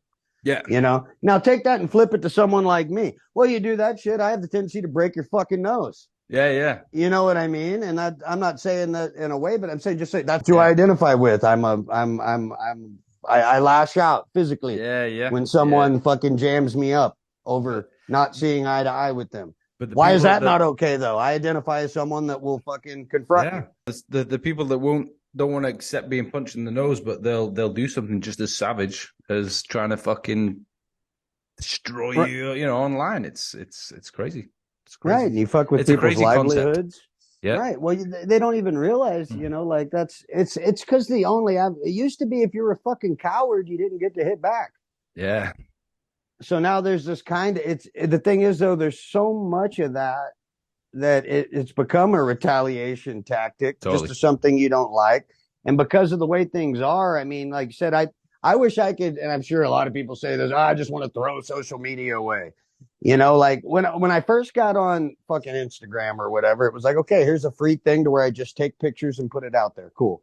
Yeah. But it's evolved to where if you're an independent business now or whatever, but It's I like essential. to say, right, exactly. But I also like to say that I wonder, if I built it up to where I could just have a, just something out there that throws you in a certain direction, and then have something set up to where I just engage with like-minded people. How amazing would it be if we could go back to the days where we just put a fucking ad in the back of like Easy Rider and then just wait for the fucking orders to come in, Is it gonna happen? Yeah, exactly. Yeah, totally, yeah.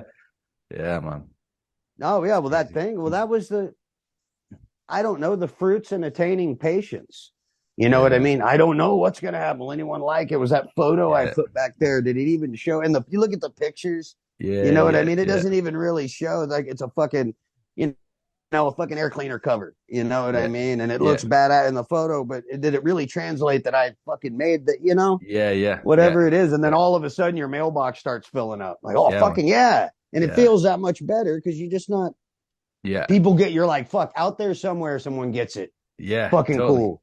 Yeah, man. And I'd give dig anything that for sure. Yeah, I'd give anything to go back to them days. And it's like what you were saying towards the beginning about you were describing when you were learning to make knives and make things, and you were gaining the knowledge from another human. It wasn't like a fucking YouTube video, but even that, do you know what I mean? Like that magic is fucking, it's pretty much lost, I think, on a lot of things, especially with tattooing anyway. Tattooing, you can learn anything you need to learn. You can learn off YouTube. And even I've seen some kids get an apprentice now and they've got an apprenticeship and they get shown how to shade, put a line in and stuff like that. But it's pretty much a free for all, and there isn't that the days of fucking soldering shaders and that search for knowledge is gone, and that like, holy fuck, oh, that's how you do that, or that's how you make that, oh fuck, that's how you whatever, get color in, or whatever, like that's gone. It's just like out there. And I imagine it's like that with knives, because I've been interested in making things, that I've looked online and there's shit tons of how-tos. Oh yeah, when I caught it, like I said, there wasn't a shitload. There was some of it, but there wasn't a shitload of that when I started, and I'm glad. Yeah. I really am glad. And anything that I learned when I came up, that I've tried to pass on to anyone. It's been in an in-person situation, Yeah. you Yeah. know, and Yeah. that's it. Totally. They've dealt with me, warts and all, but Yeah. like the actual communication with someone else, and those conversations or time spent or whatever, it ingrains what you're learning more too, and you have good memories around it.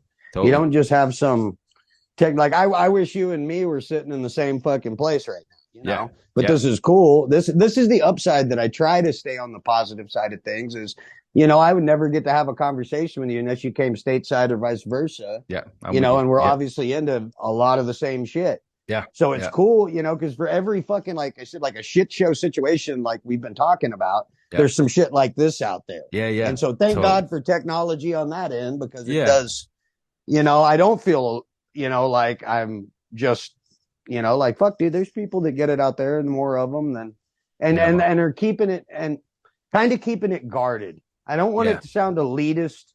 You know what I No, no, I mean? get it. I get it. But it's fucking, part of that should be there to me. Man, I It's just my fucking get it. opinion. Yeah. I get young kids now, like they'll come and get tattooed and they'll be like, so what shader is that? And I'm like, there's no way I'm gonna tell you what I'm using for a 250-pound tattoo. Like there's like, yeah, let me like pay for a fucking bodysuit and I will explain everything along the way. Right. We'll get to know each other. Like put something in. Don't Mhm. it's I believe in being Take. guarded. Yeah, I believe in like holding, like like people just ask for shit and you're like, man, I hurt for this. You know what I mean? I worked Yeah. hard to learn this shit and you think I'm just gonna give it away? Like I've had 3 Yeah. apprentices and all 3 of them lasted 3 months. No longer than 3 months because and it's not even because I'm a dick. It's just they didn't want to work. They were like, when am I going to start tattooing? When you can mop that fucking floor properly. Like, right. that's a start. That's when we'll maybe start talking, But I imagine I would be the same if I did what you did, It's taken years to learn. You're ready when I say I'm showing you how it was shown to me.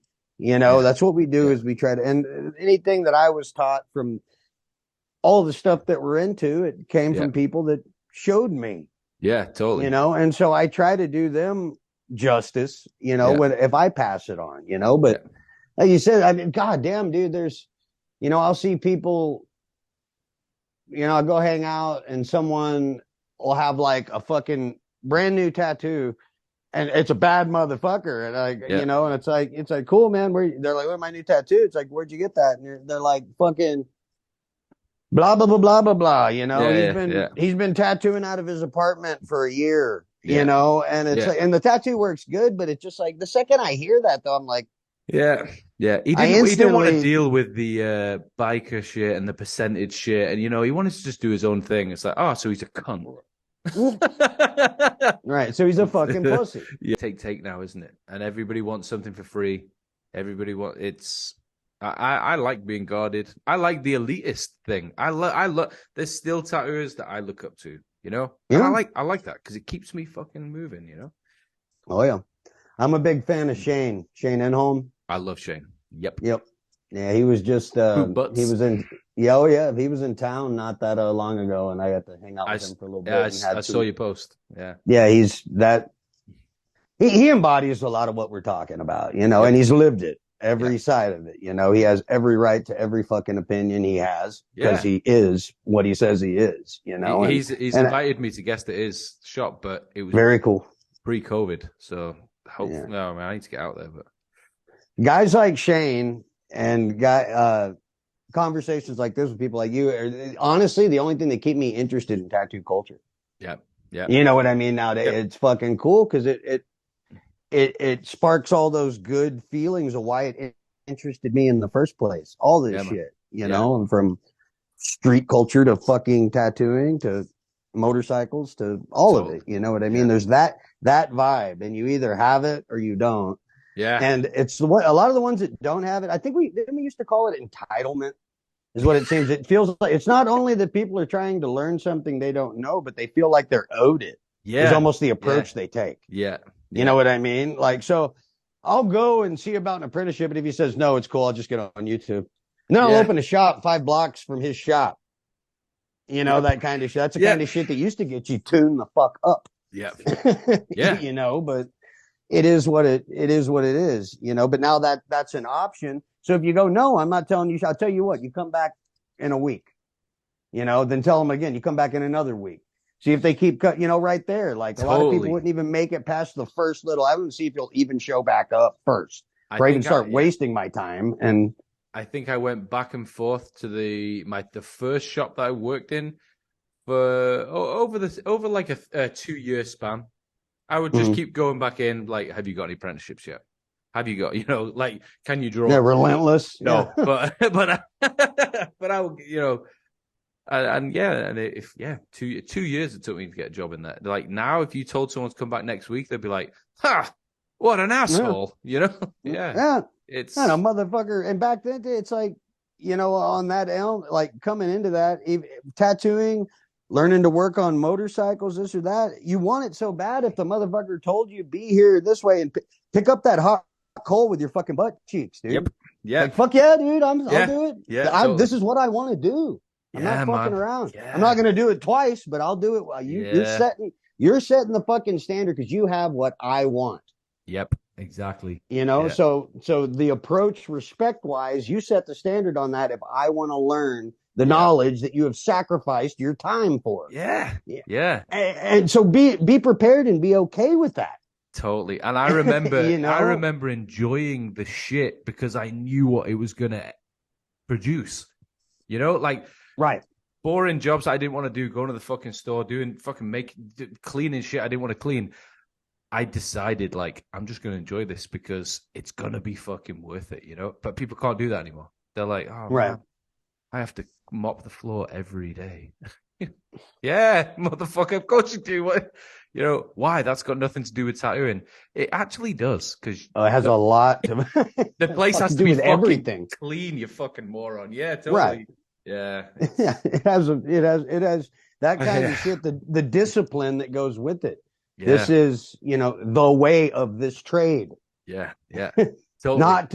Not to be fucked with, not to be altered, not to be, you know what I mean, customized to fit your convenience level. Yeah. This is the way. You apply it to like martial arts, to knife making, to bike building, to whatever. You know, there's a recipe. Totally. This is how if you want to fucking make the bitchin' soup, dude, and you want my fucking recipe that I sacrifice my time for my life to learn, here's how you're going to do it. Yeah. You know? And imagine how you're saying back in the day, you imagine if I had told you 10 years from now, you would care about someone posting something somewhere saying what you were. Yeah. I don't give a fuck, dude. Take a picture of my asshole. Yeah. Post that too. Yeah, totally. You know, like fucking awesome. Dude, you see he posted it. He posted the fucking picture of my asshole. What a fucking and laughing. But now it can seriously damage your livelihood. Yeah. And source of income because a generation that used to not get an opinion. Yeah.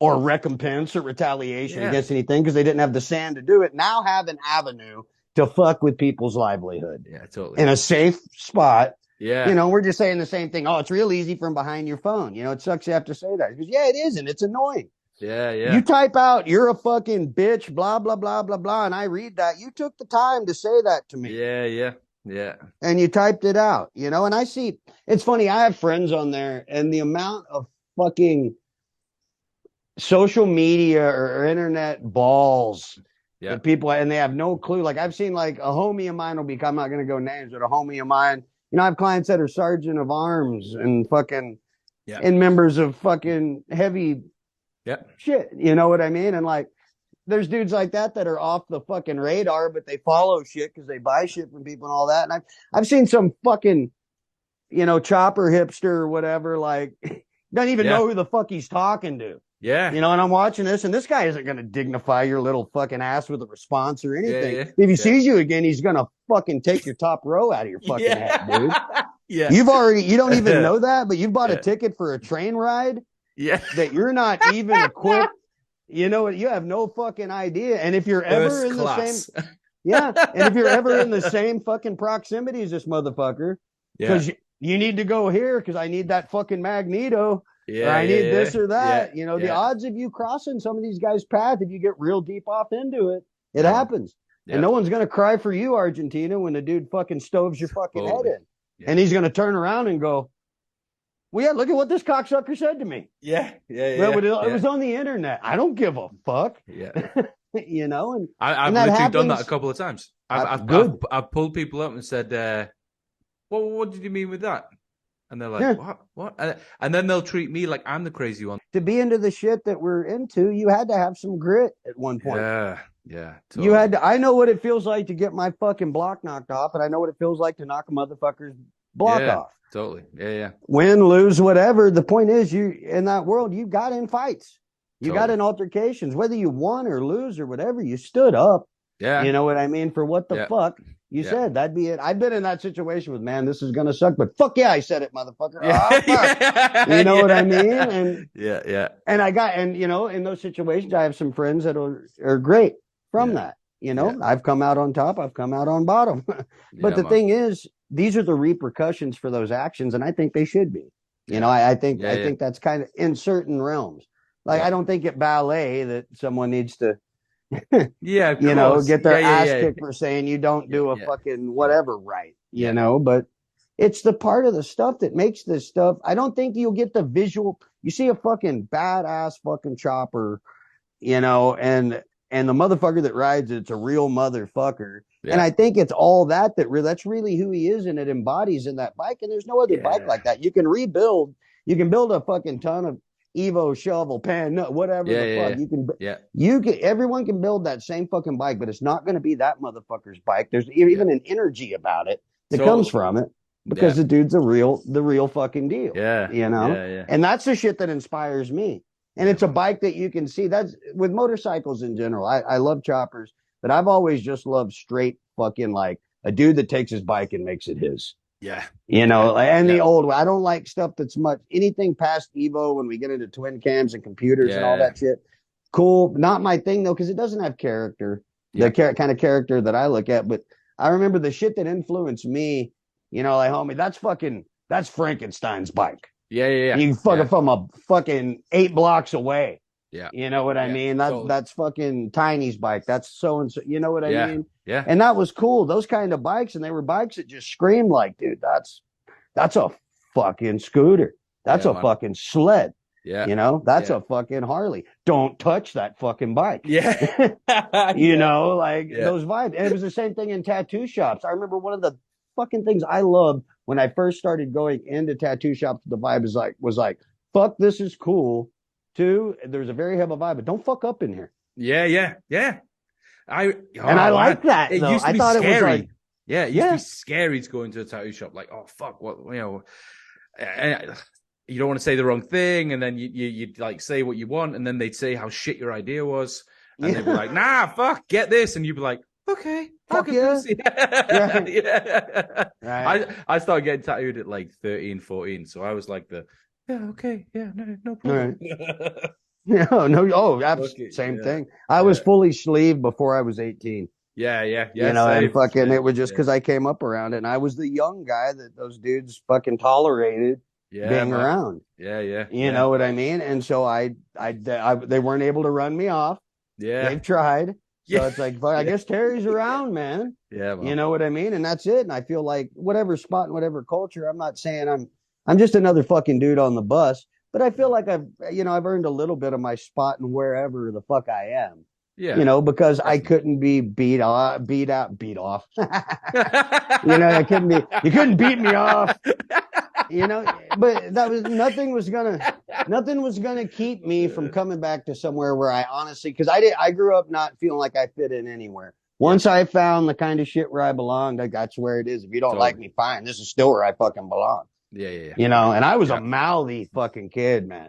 You know, like straight, I was mouthy. I learned to box at one point, so I got cocky.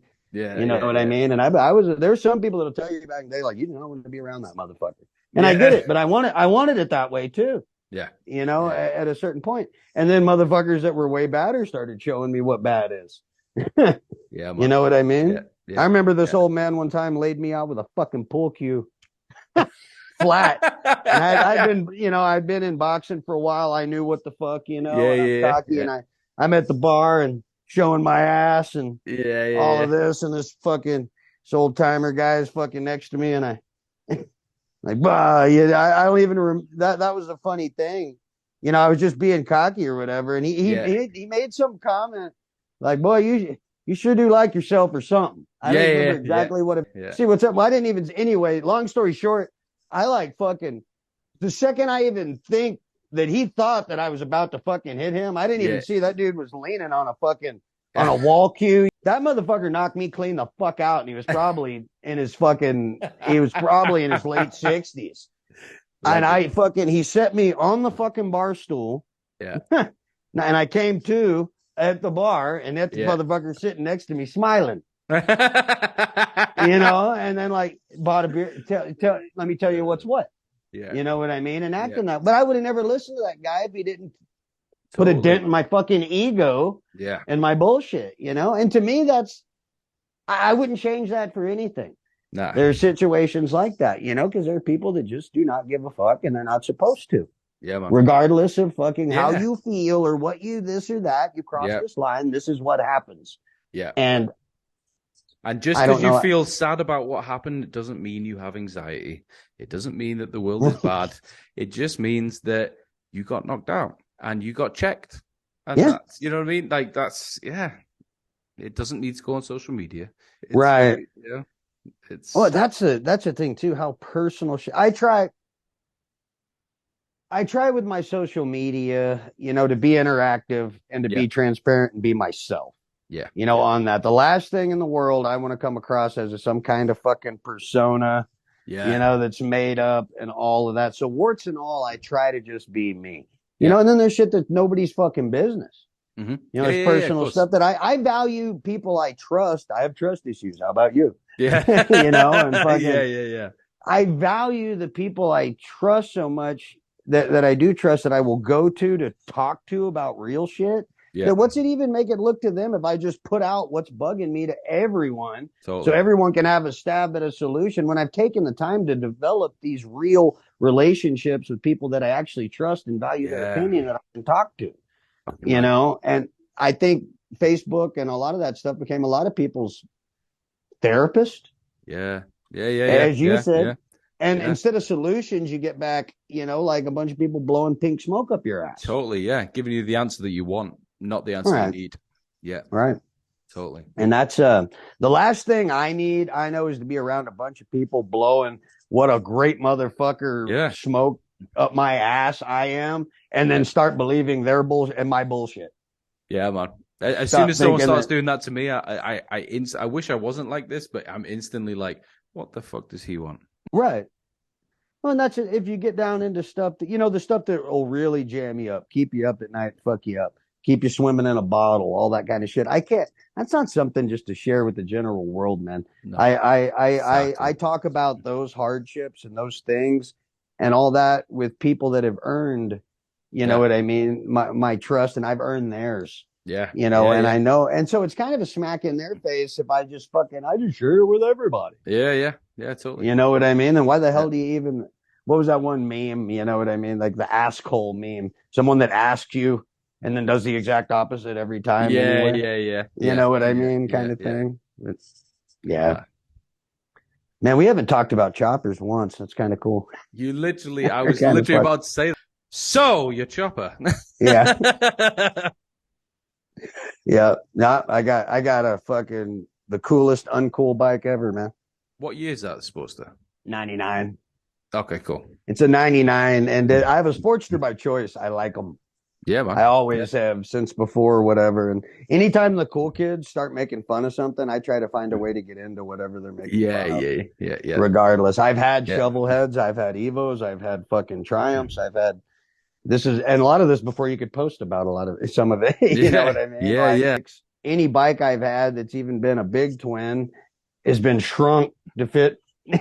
So the bike, I got it from a buddy of a buddy that's become a buddy of mine named Dylan. He's a tattooer as well. He had it up for sale, and my buddy Andy that I was telling you about, the Randy Adams tattoo first guy, he knew I was looking for, I wanted another Sportster chopper, and he pointed me in Dylan's direction. I looked at the picture of it, and I already had a lot of it done that I was wanting to do. So I was looking for just a swing arm sporty that I would do whatever to, put in a rigid frame. Well, this was already in a frame and all of that. And I was like, well, fuck, got the pretty much, there's the recipe. You know what I mean? The right totally. It's already, as far as that goes, he's got the recipe already there. So I went and picked that up, and then I changed some things. I had I gave him his tank back. I mounted a tank. I didn't mount it. My buddy Justin at Hang on My Customs mounted this tank for me. I've become very, very fucking lazy with fuck. I know how to fuck with certain things on bikes. Yeah, I was gonna ask you, because obviously, like, you're fucking good with your hands, but I was like, do you work on your own bikes, or dude, I got so jaded on fucking and I let myself get there with choppers and motorcycles, because a lot of the shit that we're talking about. You know what I mean? And all of that, to where it was just like, fuck, I don't even know, like, you know, and I let it kill something that I loved for a while, or really bummed out. And I quit looking at all that other shit. Just like, dude, be into what the fuck you're into. You know what I mean? And the right people will show up. You know, it always does. And the right people are already here. So anyway, I got that. And it's what I didn't want other. It's got a fucking hammer kit on it. It's a fucking Sportster that'll smoke some performance big 20, you know. Oh, really? Yeah. Cool. Oh yeah, it's a bad little bitch. It's not just a Sportster. Yeah. I think the hammer kit on it's a 1275 kit. Oh fuck. All of that. Cool. I rode that bike. The last long ride I took on that bike was from Tucson, Arizona to Laughlin, Nevada, back to Texas. And that was in October with Big Truth and his boys, the Hate Fuckers. How many miles would that be? That was over 2,000 total. On the way back, I went and fucked around and shit and all of that. I was very much not sober at that time. Yeah. I rode back by myself from Laughlin to Texas, and I dropped in on some old brothers, and I kind of used it as a headspace kind of time by myself. I like riding alone, man. Yeah. It's one of those things. I get to that, and I don't mean it to come across as a dick or anything like that, but I got used to riding with certain people who ride a certain fucking way. Yep. A certain locking, all of that. And I'm not saying if you don't ride that way, there's nothing wrong with that. Yeah. But when you get used to that, other shit is twice as sketchy, all of this. I hate it when people are always fucking with their phones. Yeah. You know, I spend a good amount of time watching the taillight right in front of me. Yeah. You know, and so stuff gets ingrained, you know, and all of that. But anyway, so I rode solo back on that. That was the last long one, but I've had it to Arizona and back before that, and New Mexico and back. Yeah. And I actually have a bagger. I have a Glide that I turned into a me-sized kind of thing. Cool. But it's not the same. It's cool. Yeah. It's an Evo. It's a fucking ratty old black bagger that I like. You look through all the shoes, Easy Riders, and you'll see some cool motherfucker. And I made my bike look just like some old dirty fuck from the fucking early 80s or something. Yeah. Yeah. You know, and, you know, just making your machine yours. But anyway, Evo Sportster with that hammer kit on it. I've actually just got some parts that came in, like great fucking custom parts, like spark plug wires and some grips and some fork gators.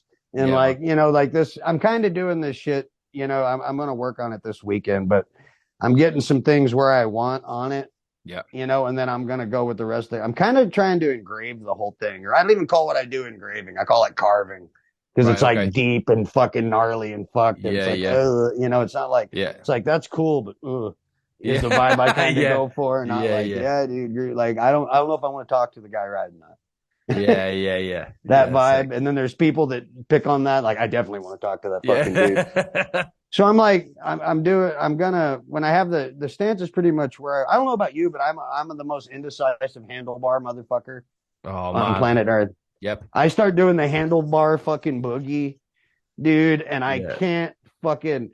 Over the past 2 weeks, I've had 5 different sets of fucking bars on this bike. My wife is going to laugh when she watches this, because she's always saying to me, I like say, I need these I'm getting these handlebars, and she's like, why? You've got like fucking 20 pairs in the garage. Why do you need this fucking I love handlebars. I think handlebars and seats are two things instantly you do to any chopper that can change the whole fucking thing. Yeah, man. I've done a set of bars, and I've been like, those are the fucking bars for this bike. Yeah. And in Texas, a lot of the fucking guys in the day or whatever, Texas was real like ape hanger. Yeah. You know what I mean? Or drag. Yeah. So I have that ingrained. Yeah. And so I like either drags or ape hangers kind of Cool. thing. Yeah. But I've had like this set of bars and been like, these are the bars for this bike. And then I put the seat on. I'm like, what the fuck? Yeah. This looks so fucking wrong, you know? Yeah. And it just, I mean, I'll have a fucking homie that's like, dude, that's so badass. I was like, if you're fucking lame, you know, like, it's just what I'm seeing. But I think I have, like I said, once I get that where it's at, then like everything else, I'm just gonna kind of have a carve fest with, and like, cool. I like ratty things that are clean, if that makes sense. Yeah, totally. Like I like, and I don't like forced rat shit. I mean, it's cool to age and patina stuff. I dig that, but I love a bike that just shows the character and the miles. And all of that, especially choppers. You know, like that. That's just what gets. And don't get me wrong, I got all the respect in the world for fucking pristine choppers. It's just like with me, I just don't feel, me personally, like I have any business on bikes that nice. I'm just not that good. Yeah. I've just got like, no interest in cleaning my bike. I mean, right? Totally. If I had like I said, if I had a fucking a knucklehead that I did exactly how I wanted it, you know, it'd probably be predominantly black, and there'd be fucking gnarly shit, and you know, that's that. And then there's the other end of this. Like I said, I get too close to like my fucking bro Bobby Good Times. He bends bars up at he came down here. What show is? Oh, when they did the Born Free Texas thing here. Yeah. He brought his knucklehead down, dude, and that fucking bike. Yeah.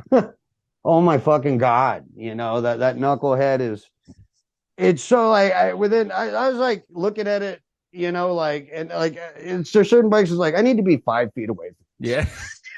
This is so fucking nice. You know, and then Rob he rides the fuck out of choppers, dude. You know, I rode with him in that pack, you know, when we were in Tucson, dude. He's on on his shovel. He calls it his show bike that he rides every day. You know what I mean? And that is a chopper riding motherfucker. So all those pristine bikes, I mean, they're fucking, his bikes are the shit. He's one of my favorite, since we're talking about choppers, you know. Definitely one of my favorite builders. Him, Zach has always come up with awesome shit. Everything Zach's ever done to. I like when he was on the cover of I think it was Iron Horse. In the day, he had a swing arm. I think it was a shovel head. It might have been an iron head, but I'm pretty sure it was a shovel head. And this is way before I even knew Zach, but I thought that bike was the fucking most bitchin'. It was a swing arm bike with like these crazy up sweeps and shit, tight little Z bar, but it was everything he's ever done. So there's fucking fucking Bobby, Zach, and Nick, Dirty Nick. In Ohio, dude. Every fucking bike that dude that fucking Nomad bike, fucking killer, man. That dude has never kicked out a fucking bike that I haven't been like fucking, and he falls into he does nice and raw. That totally. Blend, you know, he's got that shit fucking like that perfect balance, in my opinion. When I think of like ideal choppers, if I didn't sit with a buddy and put something together. You know, like I honestly would fucking go, dude, if I could go to someone, you know, and just like have one of those are 3 dudes right there. Nick would definitely be one of the dudes too. Like, here, dude, let me support. I'm not rich. You know what I mean? I know you see the price on my stuff, but it is like I don't have the money. You know, it's one of those things. But if I could go, dude, here's fucking 15, 20K, dude. Go crazy. Fucking, I'll send you an idea or something that I'm thinking as if I would have to. I'd love to see what he'd come up with. Definitely. You know, I love Nick's bike, and I love the stuff Truth does at Chopperhead too. All that stuff. And you take it back. He's fucking one of the OGs in the chopper world from certain, you know, coming on. That this is all a rerun to him, and he's still fucking killing it too up there. Man. Brick and mortar shop that's lasted the test of time. You know, these are the kind of things. These are the kind of people in choppers that I gravitate towards. And those are the ones that popped into my head. You know, there's great dudes doing awesome shit out there. You know, and these are just people that have grabbed my attention and have had it for a while. You know, and I've developed, I have loyalty with that. Once that's established, you know, it's like, I'll always be loyal to heavy clothing. If you treat me good, I treat you how I'm treated. Yeah. As it was coined by the man, rest in peace, you know? Yeah, man. Oh, SB, you know what I mean? Treat me good, I'll treat you better. Treat me bad, I'll treat you worse. Has always Yeah, man. been a pretty logical, Yeah. Yeah, you yeah, know, yeah. Totally. kind of thing. And I get how it's kind of hard to do that nowadays. But you know, it's that kind of thing. Like I overdo it. I spend a lot of time being like and locked into my ways and you know, kind of shut up, you know. So, but when I open my mind to stuff, I kind of go overboard too. Yeah, Like I man. get too open because Yeah, I yeah, gotta overdo everything, you know. And I end up getting in probably relationships, you know, that friendship wise I probably shouldn't be in the first place. yeah, But I man. did it in the spirit of being open, as you said though, with the right people. These are people that have been consistent and will continue to be Yeah, consistent in my life. I have no doubt yeah, about, you know, yeah, in the chopper world, they embody what I don't know. You see the bikes they do, and you feel that feeling. yeah, The yeah. thing, Totally. the first spark, you know, and Yeah, that's to me that's so precious when that happens. yeah, man. Still, you know, like fuck, Yeah, that's why I'm into this shit. It's yeah. fucking awesome. Totally. Yeah, yeah, yeah. Totally. So I, yeah, I got a really uncool bike that's really fucking cool to me. man, So as long as you fucking love it and you ride it, who gives a fuck? You know, oh like yeah, no, if Evo Sporters go cool and knuckleheads are the lamest thing, and yeah, I'll have a knucklehead in yeah, six yeah, months, dude. yeah, yeah, yeah, definitely. The bullshit. I can't afford one, but Yeah, until they're fucking well, maybe when they're lame, I can. I wait for everything to get uncool, then I get in. man. Yeah, yeah. I always I can't remember what I was talking about. I was saying something like this to my wife the other day, and I said similar thing. I said, I'm always late to the party. Do you know what I mean? Like I'm always like the fucking train is left and then I find something cool. It's probably fucking perfect way to get into it too, man. You Yeah, know man. what I mean? When it's fucking, I think that's awesome. Yeah, You yeah. know, when the Yeah. circus has left town, and that's the thing, there is no circus. That's how you know you're Yeah. really into something. Yeah, When man. there's nothing Yeah. here, there's no podcast or this or Yeah. that or fucking social media. Like, dude, this is Yeah. fucking cool. And I know that it's cool. I don't Yeah. care. And if it wasn't cool, I'd still think it's fucking cool. Yeah, man. Perfect. I'm actually getting the itch to put a bike together at some point though, but I'm going to make this Sportster exactly kind of how my fucked up mind's eye sees it. Yeah. Ride the shit out of it. I always want an Evo Sportster Yeah, just for man. around town. They'll crush miles done right. Yeah. You know what I mean? Yeah. I've proven that. A lot of other people have proven it too. Yeah. You know what I mean? Oh, fucking Kirpius. That guy's put down how many Yeah, miles man. on a fucking iron head? Yeah. You know, Yeah. they'll do it, you know. So I Yeah. want that for an around town bike and just whatever. But I'm starting to get the itch to build a big twin bike, Yeah. a chopper, and I'm, you know, like, but That's get this literally sports what I'm where I doing. want it first. Right on. I've got an 89 Sportster Evo. Cool. And I was checking it out earlier, man. I Yeah. dig that fucking paint job, dude. No, cheers. I'm actually gonna change it because I fucked it up because I had to change a few bits and do some welding and that. So it's gonna go. I think it's just gonna go all black. But Hell yeah, can't beat a black fucking Harley. That's it. But I'm building a shovel at the moment. Just because. Hell yeah. What year? I don't know. I haven't even got a motor yet.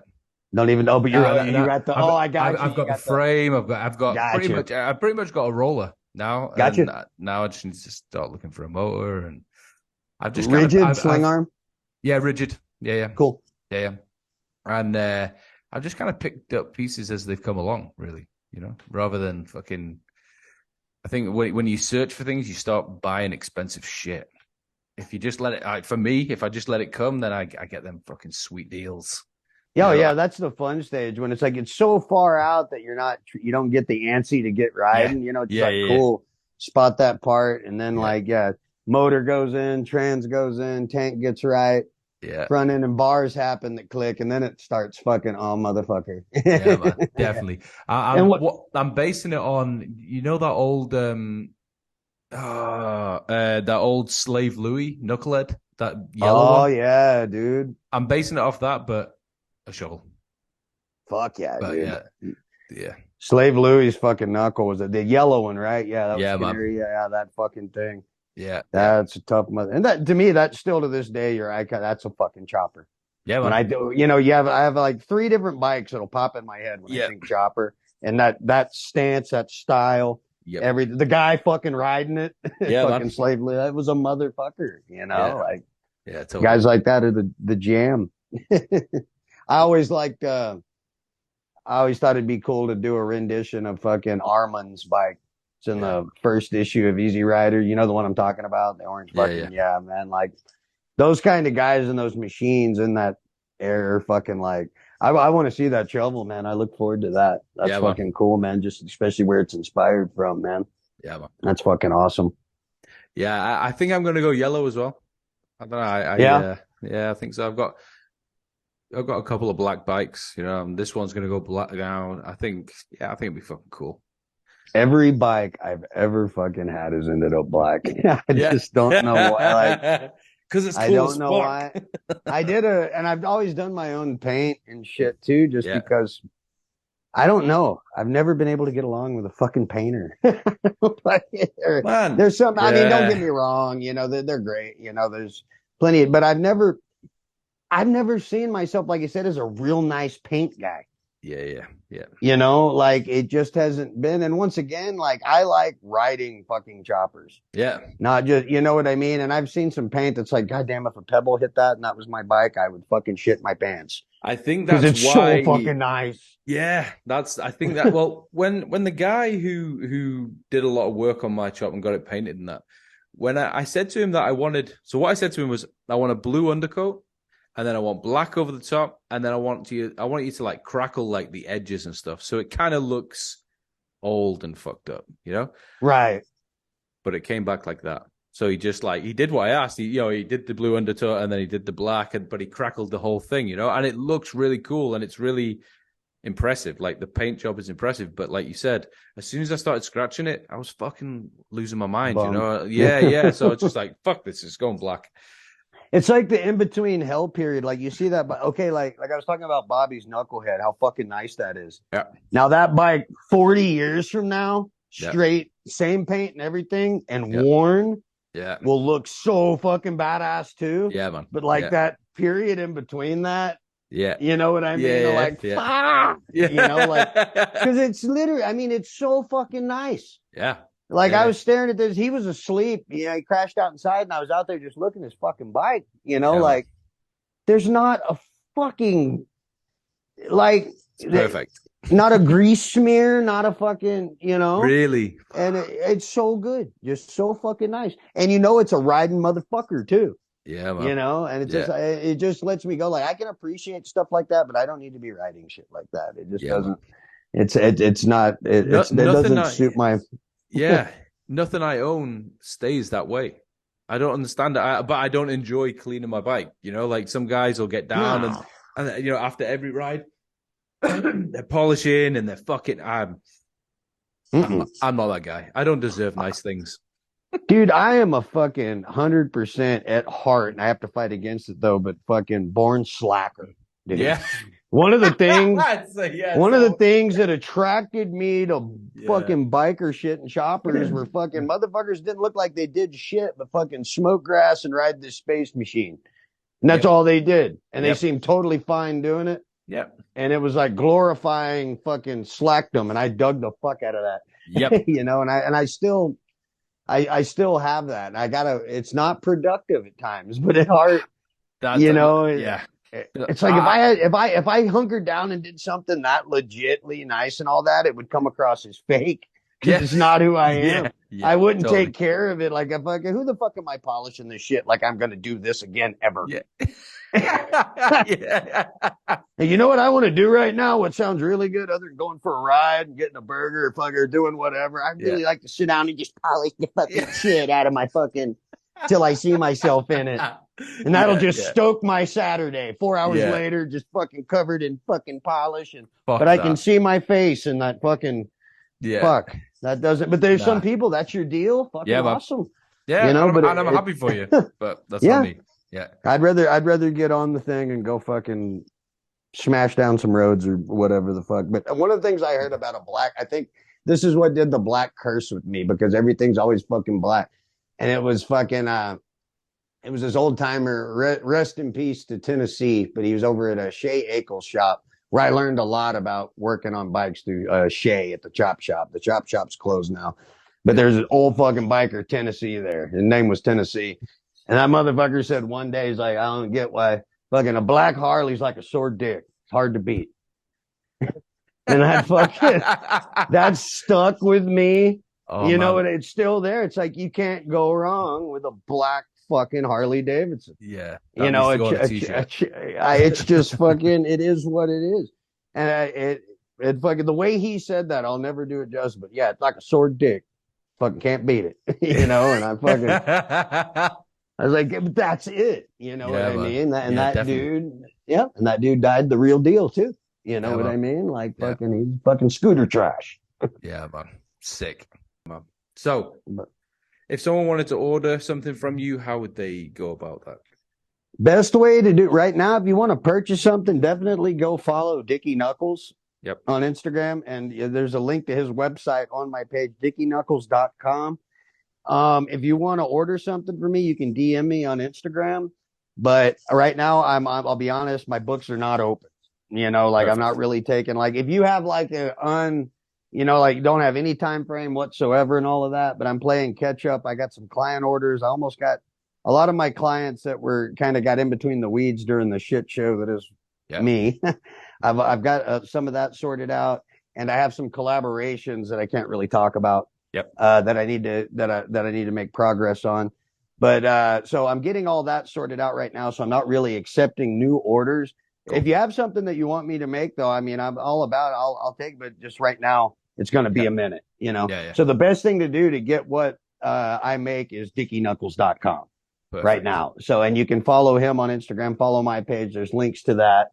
And if you want to rap with me about it, just shoot me a DM on Instagram, you know, or terryshanksknives@gmail.com. But that email, I'm still digging out of that fucking thing. That thing's crazy. But I will get to your message. It just takes me a minute, you know. But I'm more than happy to, you know, talk to you about whatever and you know, get something on deck. But just right now, I'm really not, like, it's not a good time to, you know, like, hey, hit me up, you know, about custom stuff, you know. And what's your IG handle? Terry Shanks Knives. Perfect. Yeah, I think you just put in that. That's my real name. That's not a fucking persona, even though I've been told that people think it is. Yeah, that's pretty cool. Man, I really enjoyed it. Seriously. I did too. I enjoyed this quite a bit, man. It's definitely guys like you, you know, it keeps me open-minded to this kind of thing. Good. You know, and I really appreciate you having me on and sharing your time with me. And, you know, the conversation is great. And I look forward to talking with you more in the future, man. Yeah, man. Now that we've officially definitely kind of met, you know. That's like my fucking, that's kind of my my goal with this podcast, you know, is to just right on. I mean, I started it during COVID, you know, because it was just I was fucking bored. I had nothing to do. I needed to fucking do something, you know. But for some reason, I thought it was shit. You know, like I didn't think the production of it was very good. I knew the conversation was good and people, you know, liked it. But I just kind of, I'm hyper critical of myself. You know, anything I do, tattoo wise or anything, I don't like it. You know, right. And there's so I had like a year break where I didn't do any episodes, and I just kind of left it and got back to work and whatever. But then the last week of July. Boys here in the UK, they're like some. I was actually I watched a couple of their YouTube videos not that long ago. As you said, last to the party. Someone had pointed them out or whatever. Yeah, pretty cool. Fucking cool bikes. Yeah, man. So I mean, cool bikes. I was down there visiting them, picking up some parts and tattooing them. And they were like, "Man, you need to do the podcast again." And I was like, "Nah, I wasn't too keen. I didn't like the way it was coming out and whatever." And they were like, "No, that's what's good, man. It's just real. There's no bullshit. It's just conversation. There's nothing flashy, you know." And that was it. I was like, "Fuck, man!" And so I jumped back on the Instagram because I hadn't posted anything. I hadn't even checked it, you know. And the DMs, they were like, "When the fuck is it?" People just hundreds of people like, "When the fuck is this coming back?" And I was like, "Shit." Well, this feels that's the thing. This feels real because it is real. Yeah, totally. You know, the kind of thing. This wasn't in any kind of agenda. Just like you want to talk, let's fucking rap. Yeah, you that's know, it. and that's, Yeah. I really dig that, you know, that's why Yeah. when I did the Truth podcast, you know, same kind of thing. We come from similar backgrounds, Yeah. all of that. So it's just like this has the same vibe as if I was just sitting in the shop with you right now. Yeah. Which Totally. is cool. And I didn't know, like, I'm the last of the party on podcasts. I listen to music in my shop a lot. Yeah. Yeah. And so yeah. it's like, I want to support the podcast, but I'm kind of a fuck because I don't listen to any of. Yeah, There's totally. some that I'm just like, God damn, I can't fucking dig that dude. I don't want to listen to him talk for an hour. Yeah, You know yeah, what I yeah. mean? I don't Yeah. care, even if he's got someone on that I dig. You know what Yeah, I mean? yeah, I'm yeah. just like, I can't, and it's nothing against them. I just can't I don't dig your chicken, dude. Yeah, yeah. Yeah, yeah. You know? Yeah. And, you know, you hollered at me. I was like, fuck, I didn't even know one other podcast I don't know about. Yeah. And I went and since we decided to do this, I looked it up on YouTube. And I was like, fuck, this is cool. And it feels, you know, like I said, it just feels like hanging out and fucking talking real shit. Yeah. And that's what that's I want. fucking cool. Yeah, man. I get why people like this. The fucking world is starving for anything fucking authentic, and this real. Yeah, definitely exactly. this definitely fucking reeks of authenticity, which is fucking cool, man. I hope you keep that. doing it. And Yeah, here's something real yeah. funny. We've had this whole conversation before we wrap it up. What the fuck is your name? Ollie. Ollie. Yeah. Ollie Jackson. Fucking damn good to meet you, Ollie Jackson. Yeah, man. You too, Terry Shanks.